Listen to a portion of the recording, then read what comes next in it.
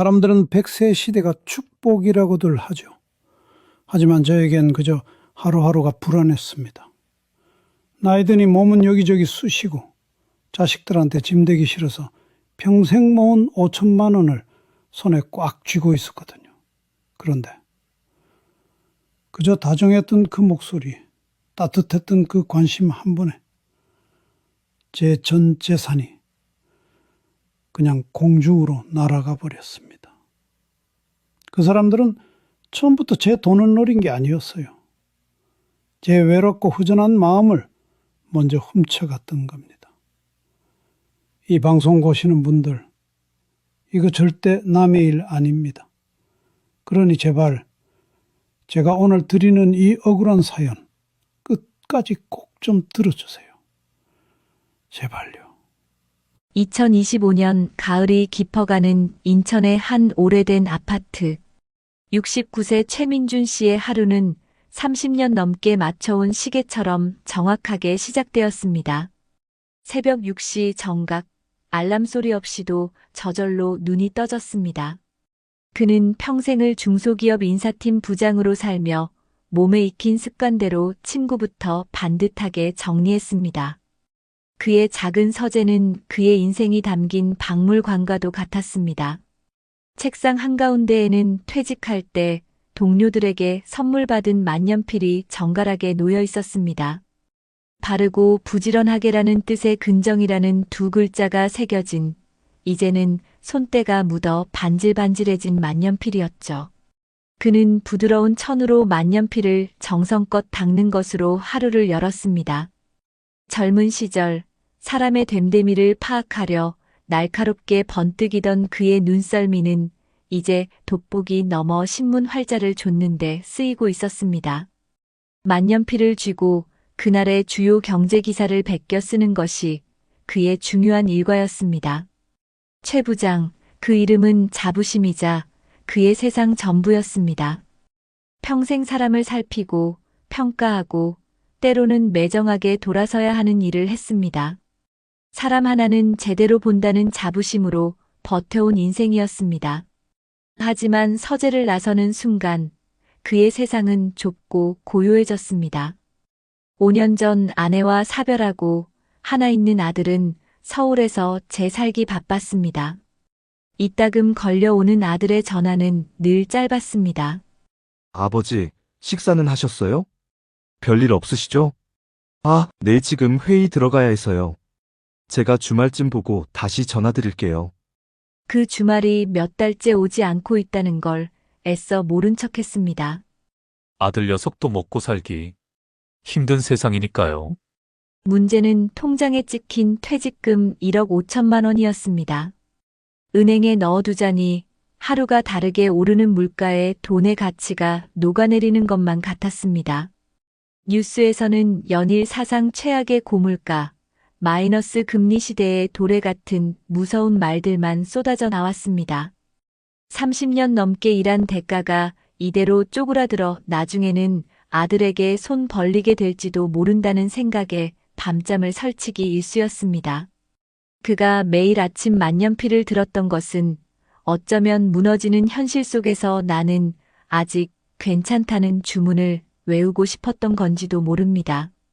그 단단하던 일상에 균열이 생긴 것은 동네 복지관에서였습니다. 어르신을 위한 알기 쉬운 경제교실. 시간을 때우러 나간 강좌였지만 내용은 귀에 들어오지 않았습니다. 그때 강연이 끝나고 멍하니 앉아있는 그에게 한 남자가 다가왔습니다. 자신을 한국 시니어 재정연구소 소속의 김진성 팀장이라고 소개한 서글서글한 인상의 젊은이였습니다. 아버님, 강의 내내 꼼꼼히 메모하시는 모습이 정말 인상 깊었습니다. 저희 아버지께서 교직에 계셨는데 아버님의 모습과 참 많이 닮으셨어요. 혹시 실례가 안 된다면 따뜻한 차 한 잔 대접해도 되겠습니까? 김 팀장은 이상한 사람이었습니다. 복지관 근처 찻집에서 그는 투자나 상품 이야기는 한마디도 꺼내지 않았습니다. 대신 최민준 씨의 빛바랜 무용담을 아들처럼 들어주었습니다. 인사팀장으로 일하며 사람 때문에 속 썩었던 이야기, IMF 때 회사를 지키려 동료들을 내보내며 밤새 울었던 이야기까지. 김 팀장은 연신 고개를 끄덕이며 진심으로 감탄했습니다. 아버님, 정말 대단하십니다. 한평생을 그렇게 치열하게 살아오셨군요. 존경스럽습니다. 그 말 한마디에 최민준 씨는 지난 몇 년간 아들에게서도 들어보지 못했던 위로를 받았습니다. 그날 이후 김 팀장은 아들보다 더 자주 전화를 걸어왔습니다. 아버님, 오늘 미세먼지가 심하다는데 외출하지 마세요. 지난번에 허리가 안 좋다고 하셨는데 병원은 다녀오셨어요? 그 다정한 목소리는 텅 빈 집에 울리는 유일한 소리였습니다. 어느 주말 오후 그는 근처에 고객이 있어 왔다며 최민준 씨의 집을 방문했습니다. 양손에는 값비싼 건강식품 상자가 들려 있었습니다.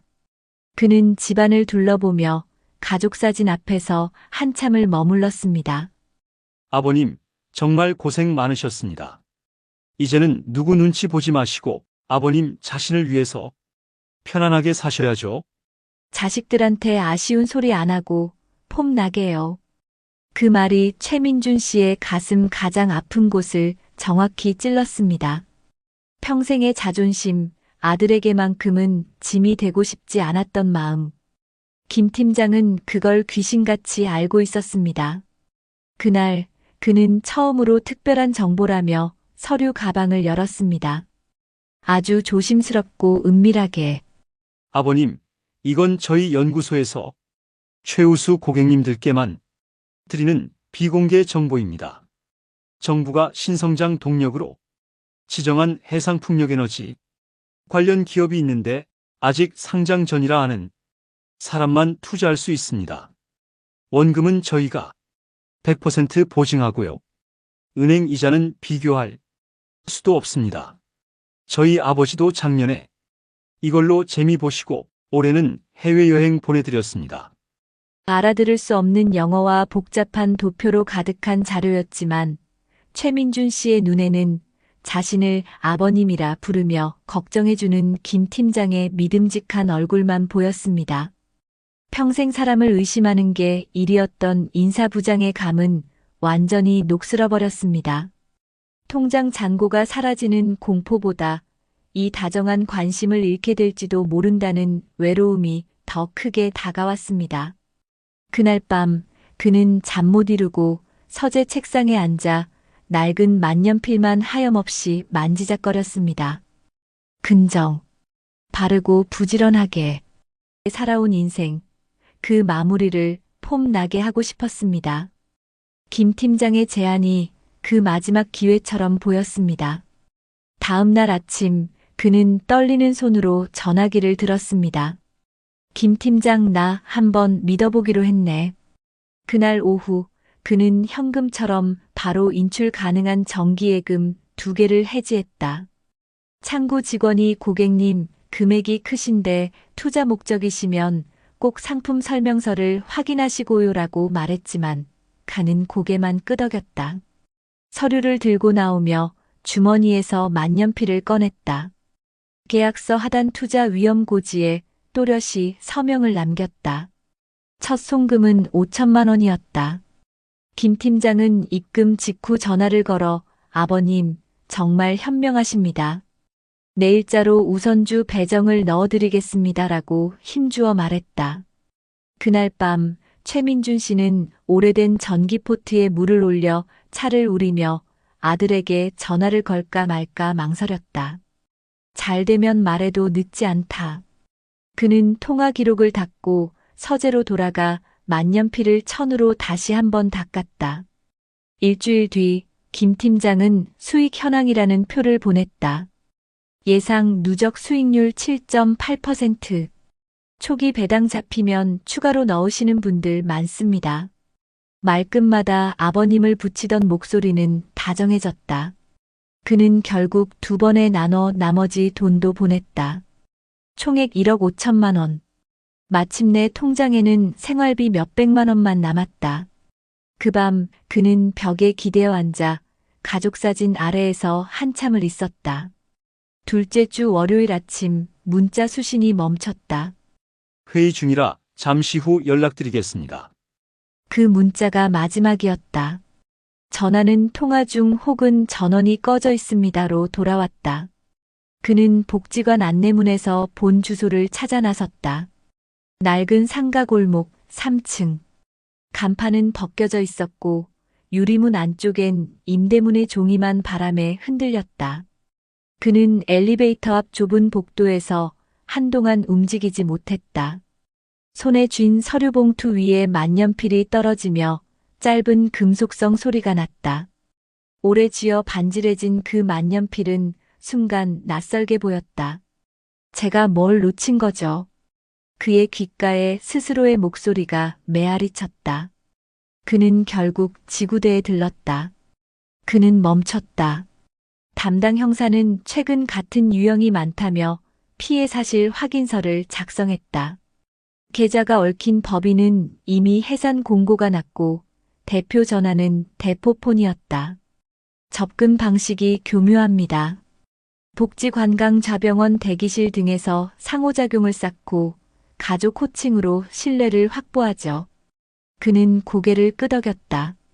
형사가 연락망이나 서류 사진을 남겨두신 게 있냐고 묻자 그는 주머니에서 만년필과 함께 접어둔 메모지를 꺼냈다. 날짜, 시각, 대화 요지, 계좌번호. 자필로 빼곡했다. 밤이 깊어 돌아온 집은 넓었다. 부엌 시계 초침이 벽을 두드렸다. 그는 찻잔 옆에 만년필을 눕히고 불을 껐다. 잠결에 아들의 카카오톡 메시지가 떴다. 아버지, 이번 주는 지방 출장이 생겨서요. 다음에 꼭 봬요. 화면이 다시 어두워졌다. 새벽녘 그는 서재 불을 켰다. 비어버린 통장 내역을 인쇄해 모아두고 종이 위에 네모칸을 그리기 시작했다. 입금, 출금, 통화 방문 표제. 맨 윗줄에 강조선. 그는 한 칸씩 날짜를 채우며 손을 멈추지 않았다. 다음 날 그는 복지관 상담 창구에 들러 담당 사회복지사와 마주 앉았다. 혼자서 결정하셨군요. 조심스러운 말이었다. 그는 고개를 끄덕였다. 누가 내 이야기를 이렇게 길게 들어준 게 얼마만인지 몰라요. 그의 목소리는 낮았지만 분명했다. 사회복지사는 일정표를 꺼내 경로당 바둑 모임, 건강체조, 뉴스 읽기 소모임을 표시했다. 같이 가보실래요? 그는 바로 답하지 못했다. 만년필을 돌리다 멈추며 조용히 말했다. 가보겠습니다. 경로당 첫날 그는 바둑판 앞에서 손을 떨었다. 맞은편 노인은 처음이면 누구나 떤다고 웃었다. 대국이 끝나자 누군가 물었다. 요즘 뉴스 어렵지요? 그는 웃으며 답했다. 그래도 표로 정리하면 또렷해집니다. 그날 저녁 집에 돌아와 그는 아들에게 먼저 전화를 걸었다. 민수야, 오늘은 내가 좋은 곳에 다녀왔어. 통화는 길지 않았지만 이후의 정적은 전과 달랐다. 그는 형사와 연락을 이어갔다. 송금 경로 추적, 관련 계좌 동결 신청, 공동대응센터 신고. 시간이 걸린다고 했다. 그는 이번엔 조급해하지 않기로 마음먹었다. 대신 매일 아침 만년필로 같은 문장을 베껴 썼다. 서두르지 않되 멈추지 않는다. 어느 날 형사가 말했다. 비슷한 피해자분들이 있습니다. 경로당에서 사례를 나눠주실 수 있을까요? 그는 잠시 말이 없었다가 말했다. 제가 할 수 있을까요? 작은 발표는 경로당 강의실에서 열렸다. 그는 스크린 대신 손수 만든 양식 몇 장을 돌렸다. 표의 맨 윗줄엔 붉은 펜으로 적힌 문장 하나. 처음 다가오면 첫 제안은 미룬다. 그는 사건을 시간순으로 정리한 표대로 읽었다. 마지막 장을 넘기며 그는 만년필을 가볍게 들어보였다. 이게 제 직업의 마지막 습관이자 제가 붙들 수 있었던 도구였습니다. 말이 끝나자 앞줄의 한 노인이 손을 들었다. 나도 비슷했소. 다른 사람도 고개를 끄덕였다. 누군가는 웃었고 누군가는 한숨을 쉬었다. 누구도 박수를 크게 치지 않았다. 그러나 흩어지는 사람들의 걸음이 전보다 조금 붙어 다녔다. 복도 끝에서 누군가 그에게 말했다. 다음에 차 한잔 하시지요. 그가 고개를 숙였다. 예, 좋습니다. 가을비가 그친 저녁, 그는 현관문을 잠그고 서재 불을 껐다. 거실을 지나며 사진 앞에 한번 멈췄다. 그리고 만년필을 제자리, 천 위에 눕혔다. 뚜껑을 닫는 소리가 작게 울렸다. 그는 커튼을 젖혔다. 골목 입구, 가로등 불빛 아래 비가 잔잔히 마르고 있었다. 전화기가 가볍게 떨렸다. 아버지, 다음 주엔 진짜 뵐게요. 저도 보고 싶습니다. 그는 답장을 길게 쓰지 않았다. 그래, 난 잘 지낸다. 그 말 뒤에 작은 점을 하나 찍고 만년필을 내려놓았다. 그는 알았다. 되찾아야 할 것은 돈뿐만이 아니라 말의 자리를 다시 채우는 일이었다. 다음 날 일정표엔 네모칸들이 빼곡했다. 바둑 체조, 신문 읽기, 형사 연락, 발표 준비. 맨 위 여백에 그는 붉은 펜으로 한 줄을 더 그었다. 오늘도 기록한다. 오늘도 누군가와 말을 건다. 그 줄을 그으며 그는 서랍을 닫았다. 문이 닫히는 소리 뒤 집안 공기는 어제와 달랐다. 여러분 어떠시나요? 위의 사례는 정말 비참하고 서글픈 인생 아닌가요? 하지만 지금부터 소개해드리는 사례는 정반대의 선택으로 행복한 노후를 보내고 있는 분을 소개해드리겠습니다. 2025년 봄 경기도 성남의 오래된 주택가. 68세 정혜성 씨의 하루는 이웃들의 눈길을 끌 만큼 활기찼습니다. 이른 새벽 6시, 그는 아내와 함께 동네 뒷산을 오르며 하루를 시작했습니다. 오랜 세월 직장에 매여 있던 습관 때문인지 그는 퇴직 후에도 정확한 생활 리듬을 유지했습니다. 정혜성 씨는 국내 굴지의 자동차 부품 회사를 다니다 63세에 정년 퇴직한 뒤 1억 7천만 원의 퇴직금을 받았습니다. 많은 이들이 그 돈을 어디에 굴릴지 고민하며 불안해했지만 그는 퇴직 몇 해 전부터 이미 답을 정해두고 있었습니다. 당장은 유혹이 많을 거야. 하지만 나는 절대 단번에 부풀어 오르는 이야기엔 흔들리지 않는다. 그의 책상 위에는 낡은 가계부가 놓여 있었습니다. 30년 넘게 한 달도 빠지지 않고 손으로 써내려간 수입과 지출 내역. 작은 글씨로 빼곡히 적힌 기록에는 그의 삶이 고스란히 담겨 있었습니다. IMF 외환위기 때 동료들이 빚더미에 앉을 때도 그는 가계부를 붙들며 생활비 10만 원 줄이기 같은 소박한 목표를 세웠습니다. 아내 역시 알뜰살뜰 살림을 꾸리며 그 곁을 지켰습니다. 정혜성 씨에게 가장 큰 무기는 혼자 결정하지 않는다는 원칙이었습니다. 퇴직 후 처음 받은 금융 상담 전화에도 그는 늘 웃으며 말했습니다. 고맙습니다. 그런데 우리 아들과 먼저 상의해 봐야겠어요. 아들은 금융회사에 근무하는 30대 직장인이었습니다. 평소 바쁘게 살았지만 최소한 한 주에 2번은 부모에게 전화를 걸었고 한 달에 한 번은 직접 찾아왔습니다. 그의 관심과 대화가 정혜성 씨를 외로움의 덫에서 멀리 떨어뜨려 주었습니다. 하지만 인생이 언제나 순탄하기만 한 것은 아니었습니다. 문제는 퇴직 직후 밀려드는 불안이었습니다.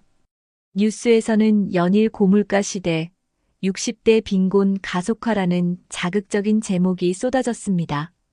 주변의 몇몇 친구들은 편의점 창업이나 무인 빨래방 투자에 뛰어들었다가 빚더미에 앉는 것을 목격했습니다. 또 어떤 친구는 정부 인증이라는 말을 믿고 수천만 원을 날렸습니다. 정혜성 씨 역시 마음이 흔들리지 않을 수 없었습니다. 어느 날 동네 카페에서 지인에게 들은 말이 그의 귓가에 맴돌았습니다. 요즘 해상풍력, 태양광 쪽이 대세라더라. 나도 퇴직금 반 넣었어. 이번에 대박 나면 애들 집 사주려고 해. 그날 밤 정혜성 씨는 잠을 이루지 못했습니다. 손에 쥔 1억 7천만 원이 그저 은행에 묶여있는 듯한 답답함. 물가는 오르는데 이자는 그대로였으니 불안은 커졌습니다. 아내는 옆에서 조용히 말했습니다. 여보, 당신이 평생 사람 보는 눈은 누구보다 정확했잖아. 그런데 돈은 다르지 않아? 혼자서만 고민하지 말고 우리 같이 생각해 봅시다. 그 말에 그는 다시 가계부를 펼쳤습니다. 지난 10년간의 기록을 넘기며 알게 된 사실은 분명했습니다. 크게 번 적은 없지만 잃은 적도 없었다. 작은 습관과 원칙이 위기를 막아준 것이었습니다. 그럼에도 갈등은 쉽게 가라앉지 않았습니다. 친구들은 그를 답답하다고 했습니다. 정 부장, 그렇게 조심만 하다가는 남는 게 없네. 나이 들어 뭐 하려고 그래? 나처럼 조금은 과감히 움직여야지. 그 말을 들은 그는 잠시 흔들렸습니다. 그러나 결국 그는 아들과 약속한 원칙을 떠올렸습니다. 혼자 결정하지 않는다. 며칠 뒤 그는 아들을 불러 함께 은행을 찾았습니다. 은행 상담 직원은 장시간에 걸쳐 설명했습니다. 연금저축, ISA 계좌, 분산투자, 그리고 노후를 위한 안정형 채권 펀드. 복잡해 보였지만 아들이 옆에서 꼼꼼히 메모하며 아버지에게 설명했습니다. 아버지, 이건 위험이 크고 이건 안정적인데 세금 혜택이 있어요. 조금은 주식형으로 가되 대부분은 안전자산으로 가져가시는 게 좋아요. 그날 그는 처음으로 자신의 퇴직금을 3등분했습니다. 생활비를 위한 안전예금, 장기 노후 대비를 위한 연금저축, 그리고 소액만 넣은 국내 ETF. 그는 서명을 하며 가볍게 웃었습니다. 내 나이에 투자는 욕심이 아니라 지키는 거구나. 하지만 갈등은 여기서 끝이 아니었습니다.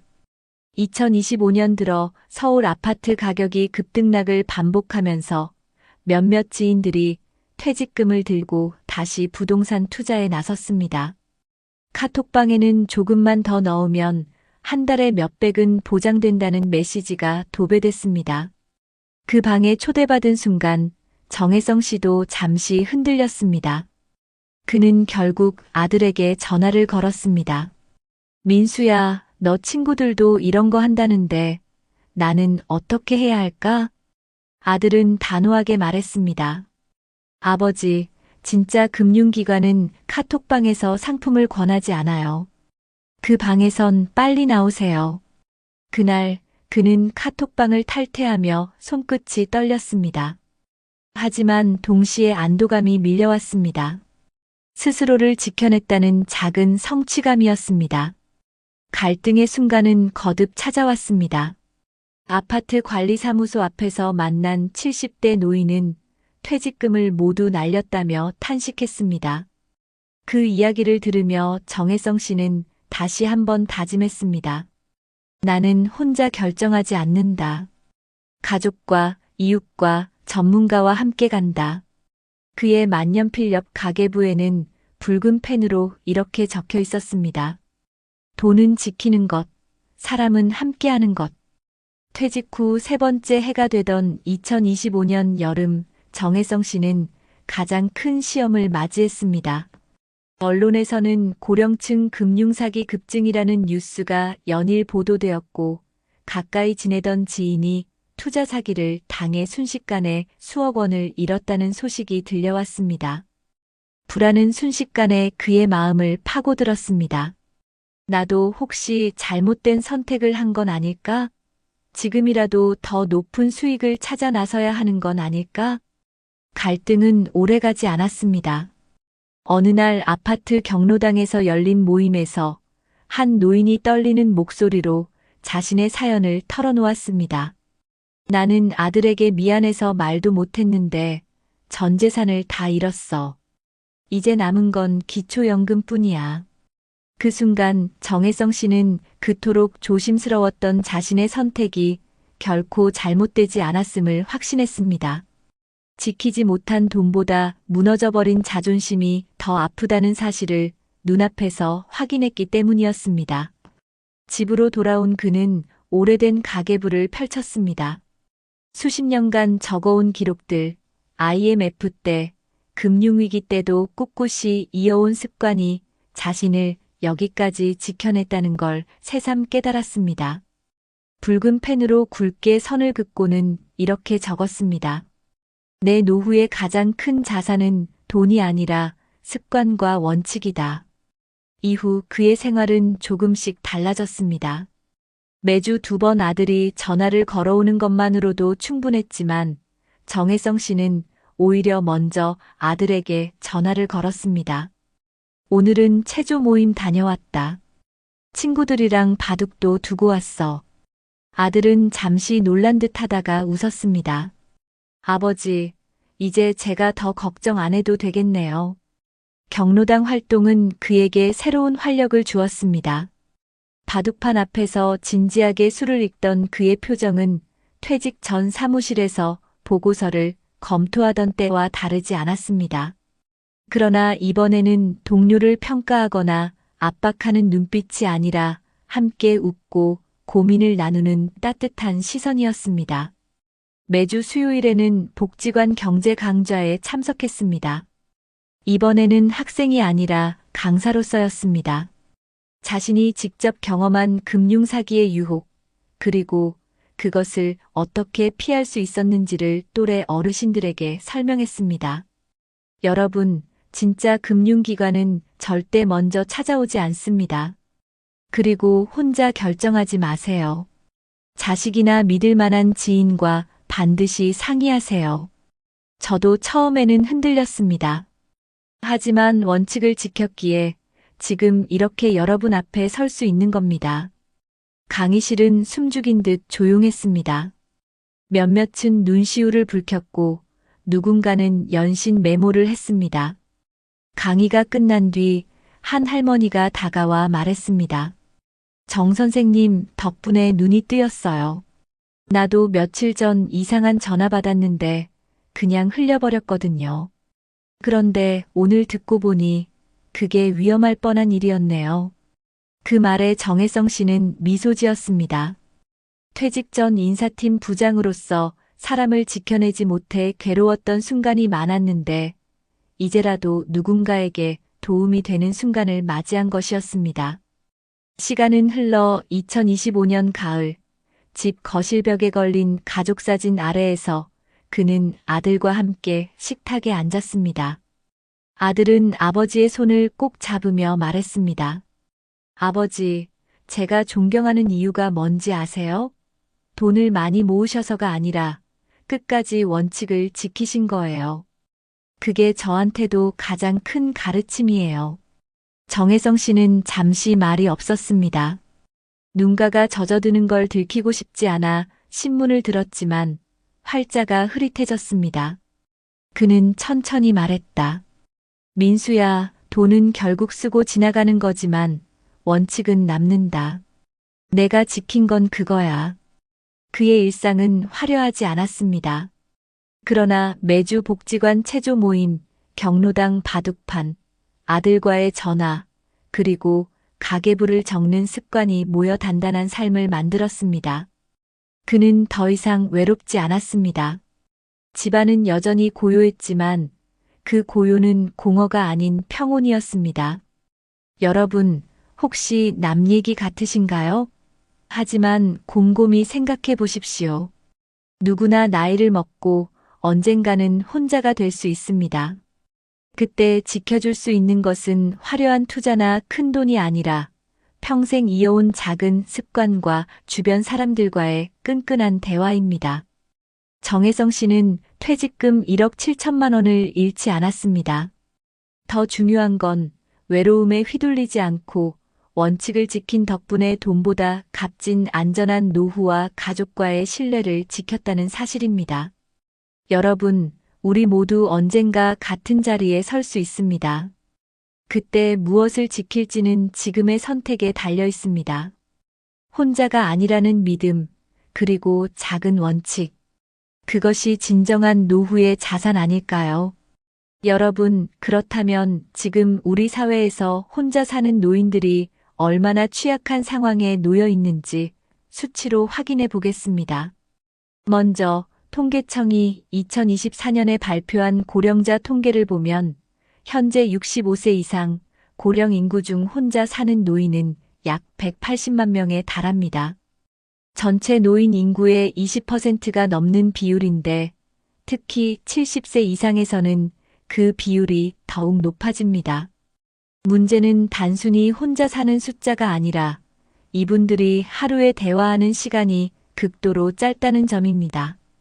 보건복지부에서 발표한 노인 실태조사에 따르면 독거노인의 하루 평균 대화 시간은 30분도 채 되지 않는다고 합니다. 이는 가족과 함께 사는 노인들에 비해 절반 이하 수준인데 사회적 교류가 부족할수록 외부의 달콤한 유혹이나 사기성 접근에 쉽게 노출될 수 있다는 것을 보여주는 단적인 수치입니다.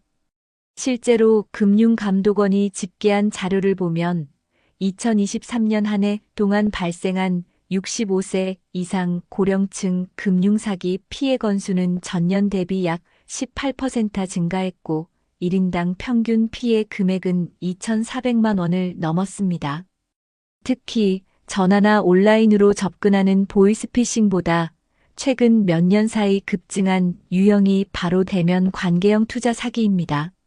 범죄 조직이 직접 노인을 찾아가 장기간 신뢰를 쌓은 후 돈을 빼앗는 수법인데 이 경우 피해 금액이 더 크고 회복 가능성은 더 낮다고 보고되고 있습니다.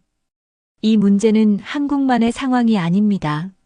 세계보건기구 WHO와 경제협력개발기구 OECD에서도 공통적으로 지적하는 부분이 있습니다.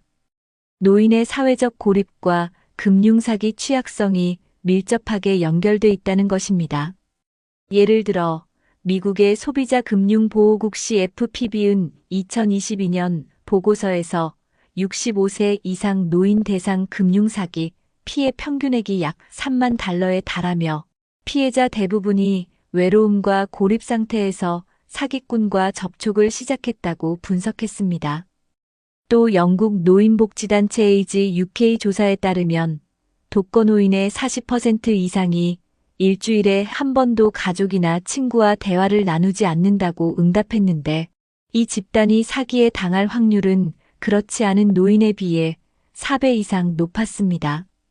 해외 논문 중에도 이러한 상관관계를 뒷받침하는 연구들이 다수 존재합니다. 일본에서 발표된 한 연구는 노인의 사회적 관계망이 좁을수록 특히 자녀와 떨어져 살며 정기적 교류가 없는 경우 금융사기에 취약할 확률이 급격히 높아진다고 결론지었습니다. 이는 한국과 인구 구조나 가족 형태가 유사한 일본 사례이기 때문에 우리 사회에도 시사하는 바가 큽니다. 전문가들의 공통된 견해는 분명합니다. 노인들의 탐욕이나 지적 능력 저하 때문이 아니라 관심과 대화의 결핍이 사기 피해의 본질적 원인이라는 것입니다. 실제로 국내 학술지 한국노인복지학회지에 실린 2023년 논문을 보면 고령층 금융사기 피해자의 상당수가 사기범을 효자나 딸 같은 존재로 인식하며 마음을 연 뒤 돈을 잃은 사례가 많았다고 분석했습니다. 또 보건사회 연구에 게재된 연구에서는 독거노인의 정서적 고립이 건강 문제보다도 금융 위험에 더 큰 영향을 미친다는 점을 강조했습니다. 해외에서도 비슷한 결과가 나타납니다. 미국 노년학 저널 제런탈러지 저널에 발표된 논문은 노인 금융사기의 가장 큰 예측 요인은 재정 지식이 아니라 사회적 고립이라고 결론을 내렸습니다. 즉, 돈에 대한 지식이나 금융 문해력이 부족해서라기보다 마음을 채워줄 대화 상대가 없을 때 사기꾼의 가짜 친절이 파고들 여지가 커진다는 것입니다. 그렇다면 구체적으로 어떤 요인들이 노인들을 위험에 빠뜨릴까요? 한국형사정책연구원의 보고서에 따르면 첫째는 정보 비대칭입니다. 복잡한 금융상품이나 투자 정보를 혼자 이해하기 어려운 상황에서 누군가 쉽게 설명해 주겠다며 접근하면 경계심이 무너진다는 겁니다. 둘째는 가족과의 거리입니다. 해외에 자녀가 있거나 바쁘다는 이유로 자녀와 연락이 드문 경우 누군가 꾸준히 안부를 묻고 챙겨주면 자연스럽게 신뢰를 느끼게 됩니다. 셋째는 지역사회 참여 부족입니다. 경로당, 복지관, 종교 모임 등 안전한 교류의 장이 없다면 낯선 사람의 접근이 유일한 사회적 관계가 되기 때문에 쉽게 마음을 열 수밖에 없다는 것이죠. 전문가들은 이런 구조적 문제를 해결하려면 금융교육만으로는 부족하다고 말합니다. 물론 기초적인 금융 지식도 필요하지만 그보다 더 중요한 것은 노인들의 사회적 고립을 줄이고 일상적인 대화와 관계망을 확보하는 것이라고 간주합니다. 가족이 일주일에 최소 2번 이상 연락을 하고 이웃이 가끔 안부를 묻는 작은 관심만으로도 사기를 예방할 수 있다는 사실은 여러 통계와 연구에서 반복적으로 확인된 부분입니다. 다시 말해, 외로움이 가장 큰 리스크이고 대화와 관심이 가장 확실한 예방법이라는 것입니다. 여러분, 그렇다면 이런 안타까운 피해를 막기 위해서는 어떤 해결책이 필요할까요? 전문가들은 공통적으로 노인 금융사기 예방의 핵심은 정보보다 관계, 대화보다 연결이라고 간주합니다. 단순히 금융 지식을 전달하는 것을 넘어 고령층이 외로움에 취약하지 않도록 지역 사회와 제도가 함께 안전망을 만들어야 한다는 것이죠. 실제로 보건복지부와 금융감독원은 공동으로 고령층 금융사기 예방 캠페인을 진행하며 시니어 맞춤형 안내 리플렛과 교육 영상을 제작해 배포하고 있습니다. 또 2024년부터 시행된 디지털 취약계층 금융교육 프로그램을 통해 각 지역 시니어 센터와 경로당에서 어르신들이 직접 스마트폰을 활용해 금융기관 고객센터에 문의하는 방법을 실습할 수 있도록 지원하고 있습니다. 서울시는 한 발 더 나아가 어르신 안심 통장 제도를 시범 운영 중인데 일정 금액 이상의 송금을 할 경우 자녀나 보호자에게 자동으로 알림이 가는 방식입니다. 실제로 강서구에서는 이 제도를 도입한 뒤 보이스피싱이나 대면 사기 시도가 줄어들었다는 결과가 나왔습니다. 경기도 성남시는 2023년부터 고령층 금융안심지킴이 사업을 통해 은행 창구에서 65세 이상 고객이 고액 인출을 시도할 경우 직원이 추가 확인을 하도록 제도화했는데 이로 인해 실제 피해가 사전에 막힌 사례가 보고되었습니다. 부산시 또한 독거노인 대상 스마트 안부 확인 서비스를 제공하여 일정 시간 전기나 수도 사용량이 없으면 담당 공무원과 연결된 콜센터에서 즉시 확인 전화를 하도록 하고 있습니다. 이러한 제도는 단순히 생명 안전뿐 아니라 외로움을 악용하는 금융사기를 예방하는 역할도 하고 있습니다. 국외 사례도 주목할 필요가 있습니다. 일본은 2018년부터 특별보호계좌 제도를 운영하고 있는데 일정 연령 이상 고령자가 금융거래를 할 때 가족이나 제3자의 동의를 의무적으로 거치도록 하여 피해를 예방하고 있습니다. 영국은 2014년부터 케어 액트라는 노인 돌봄법을 시행하면서 지방자치단체가 고령층의 재정적 학대 위험까지 관리 대상으로 포함시켰습니다. 실제로 영국의 일부 지방정부는 은행과 협약을 맺어 의심스러운 거래가 발생하면 즉시 보호자와 상담할 수 있도록 절차를 마련했습니다.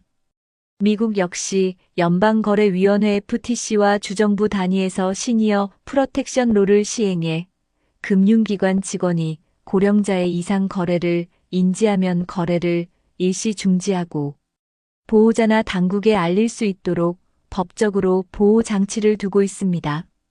결국 공통된 해법은 혼자 결정하지 않게 만들고 외로움 속에서 낯선 친절에 의존하지 않도록 제도적으로 도와주는 것입니다. 따라서 우리 사회가 나아가야 할 방향은 명확합니다.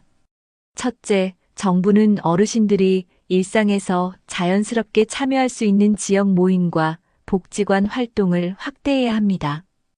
단순 취미 활동을 넘어 금융교육과 건강관리, 정서적 교류를 통합한 프로그램을 늘리는 것이 필요합니다. 둘째, 지자체는 은행과 협력해 고액 인출 시 보호자 확인이나 지연 제도를 더 촘촘히 확대해야 하며, 셋째, 가족들은 주 2회 이상 정기적인 연락을 생활화해야 합니다. 마지막으로 여러분께 드리고 싶은 실질적인 조언은 아주 단순합니다. 혹시 부모님이나 가까운 어르신이 새로운 투자 기회를 소개받았다는 말을 꺼내신다면 귀찮다는 듯 넘기지 말고 반드시 함께 확인해 주시라는 겁니다. 그 작은 대화 한 번이 수천만 원을 지켜낼 수 있고 무엇보다 어르신들의 마음속 빈자리를 채워줄 수 있기 때문입니다. 낡은 만년필 한 자루는 외로움에 무너진 사람의 마지막 서명으로, 또 다른 한 자루는 지켜낸 원칙의 기록으로 남았습니다. 하나의 펜이 써내려간 두 인생, 그 끝은 얼마나 달라질 수 있는지를 보여주었습니다. 여러분, 우리는 오늘 두 사람의 서로 다른 길을 함께 보았습니다. 한 사람은 외로움과 불안 속에서 다가온 낯선 친절에 마음을 내주었고, 결국 평생 모은 돈과 자존심마저 빼앗기고 말았습니다. 그의 손끝에서 떨리며 떨어진 만년필 소리는 우리 사회 수많은 어르신들이 겪는 눈물의 울림과도 같았습니다. 하지만 또 한 사람은 같지 않았습니다. 그 역시 두려움과 유혹 앞에 서 있었습니다. 물가는 오르고 친구들의 말은 흔들림을 주었지만 그는 끝내 원칙을 지켰습니다. 혼자 결정하지 않고 가족과 상의하며 작은 습관과 기록으로 삶을 단단히 붙잡았습니다. 그 결과 그는 돈뿐만 아니라 더 큰 자산인 평온한 마음과 든든한 관계를 지켜낼 수 있었습니다. 이 두 가지 길의 차이는 거창한 능력에서 나온 것이 아니었습니다. 한 사람은 외로움 속에 혼자가 되었고, 또 한 사람은 가족과 이웃, 그리고 작은 원칙을 곁에 두었습니다. 이 차이가 인생의 마지막 장을 눈물로 채울지 아니면 미소로 채울지를 가른 것입니다. 시청자 여러분, 우리 모두 언젠가는 같은 자리에 서게 됩니다. 나이 들어 자식이 멀리 떠나고 친구들이 하나둘 곁을 떠나갈 때 우리의 마음을 지켜줄 수 있는 것은 결국 관계와 원칙입니다. 아무리 작은 대화라도, 아무리 짧은 안부 전화라도 그것이 쌓여 인생의 마지막을 지켜주는 방패가 됩니다. 오늘 이야기를 통해 우리는 분명히 배웠습니다. 돈보다 소중한 것은 관심이고 지식보다 강한 것은 함께 나누는 대화라는 것을 말입니다. 우리가 조금만 더 따뜻한 관심을 나눈다면 우리 부모님, 우리 이웃, 그리고 언젠가의 우리 자신까지도 더 안전하고 행복한 노후를 맞이할 수 있을 것입니다. 그러니 여러분, 지금 이 순간부터라도 실천해보지 않으시겠습니까? 부모님께 전화를 걸어 안부를 물어보고 혼자 계신 이웃에게 따뜻한 인사를 건네고 스스로에게는 원칙을 세워 작은 습관을 이어가는 것. 그 단순한 행동이 내일의 우리를 지켜주는 가장 확실한 예방법이 될 것입니다. 마지막으로 두 인생을 떠올려 봅니다. 외로움에 무너져 끝내 잃어버린 사람과 관계와 원칙으로 지켜낸 사람. 우리는 어느 쪽의 이야기를 선택할까요? 그 답은 오늘 우리의 손끝에 달려 있습니다. 낡은 만년필이 어떤 기록을 남길지는 지금 우리가 어떤 마음을 지키느냐에 따라 달라질 것입니다. 여러분, 우리의 노후는 아직 쓰이지 않은 빈 페이지와도 같습니다. 그 위에 눈물의 기록을 남길지 아니면 미소와 평온을 남길지는 지금 우리의 선택입니다. 오늘 이 영상을 보고 계신 여러분 모두가 더 이상 혼자가 아님을 기억하며 따뜻하고 든든한 관계 속에서 노후를 맞이하시길 바랍니다. 안녕하세요. 저는 오늘 제 억울한 사연을 이 자리에서 말씀드리려고 나왔습니다. 혹시 여러분도 명절만 다가오면 가슴이 답답해지지 않으신가요? 또 무슨 일이 벌어질까? 이번에도 참아야 하나? 이런 걱정 해보신 적 있으신가요? 최근 뉴스에서도 보셨을 겁니다. 지난 추석 연휴에만 가정폭력 신고가 평소보다 30% 넘게 늘었다고 합니다. 어떤 집은 설 상차림 도중 말싸움이 커져 결국 경찰이 출동하고 이혼 소송으로까지 이어졌습니다. 남의 집 이야기 같으신가요? 하지만 이런 일은 나이와 지역을 막론하고 점점 더 많은 가정에서 일어나고 있습니다. 명절이 가족의 화합이 아니라 갈등의 무대가 되어버린 현실. 저도 그 고통을 직접 겪었습니다. 그래서 오늘은 제가 살아온 그 억울한 사연을 있는 그대로 말씀드리려 합니다. 제발 끝까지 들어주시길 부탁드립니다. 제 이름은 박소연입니다. 23세 결혼해서 30에 넘게 살아왔습니다. 한때는 인천의 작은 전자부품 회사에서 경리로 일하며 숫자 하나 틀리지 않게 장부를 맞추던 사람이었는데 지금 제 손은 전단지를 접고 설거지 거품을 훑는 데 더 익숙합니다. 거울 속 제 모습에서 가장 먼저 보이는 건 얼굴보다도 주름진 손등입니다. 그 손이 내 세월과 삼켜온 한숨을 대신 보여줍니다. 특히 명절이 다가올 때면 그 주름이 더 거칠어지고 제 마음은 더 무거워졌습니다. 추석이 다가오면 단톡방에 시어머니의 지시가 떨어집니다. 송편은 3가지, 나물은 5가지 이상, 잡채는 넉넉히. 큰 며느리는 직장에 다닌다. 둘째 며느리는 아이가 아직 어리다. 그러니 막내 며느리인 내가 맡아야 한다는 말은 항상 당연하게 흘러나왔습니다. 남편 태수는 괜히 말 꺼내서 분위기 흐리지 마. 그냥 엄마가 하라는 대로 하자라며 손사래를 쳤습니다. 그렇게 또 한 번 나는 새벽부터 시장에 나가 장바구니를 메고 돌아왔습니다. 팔이 후들거리고 손등은 퉁퉁 부어올랐습니다. 명절 전날 밤, 부엌은 전기름 냄새와 튀김 소리로 가득했습니다.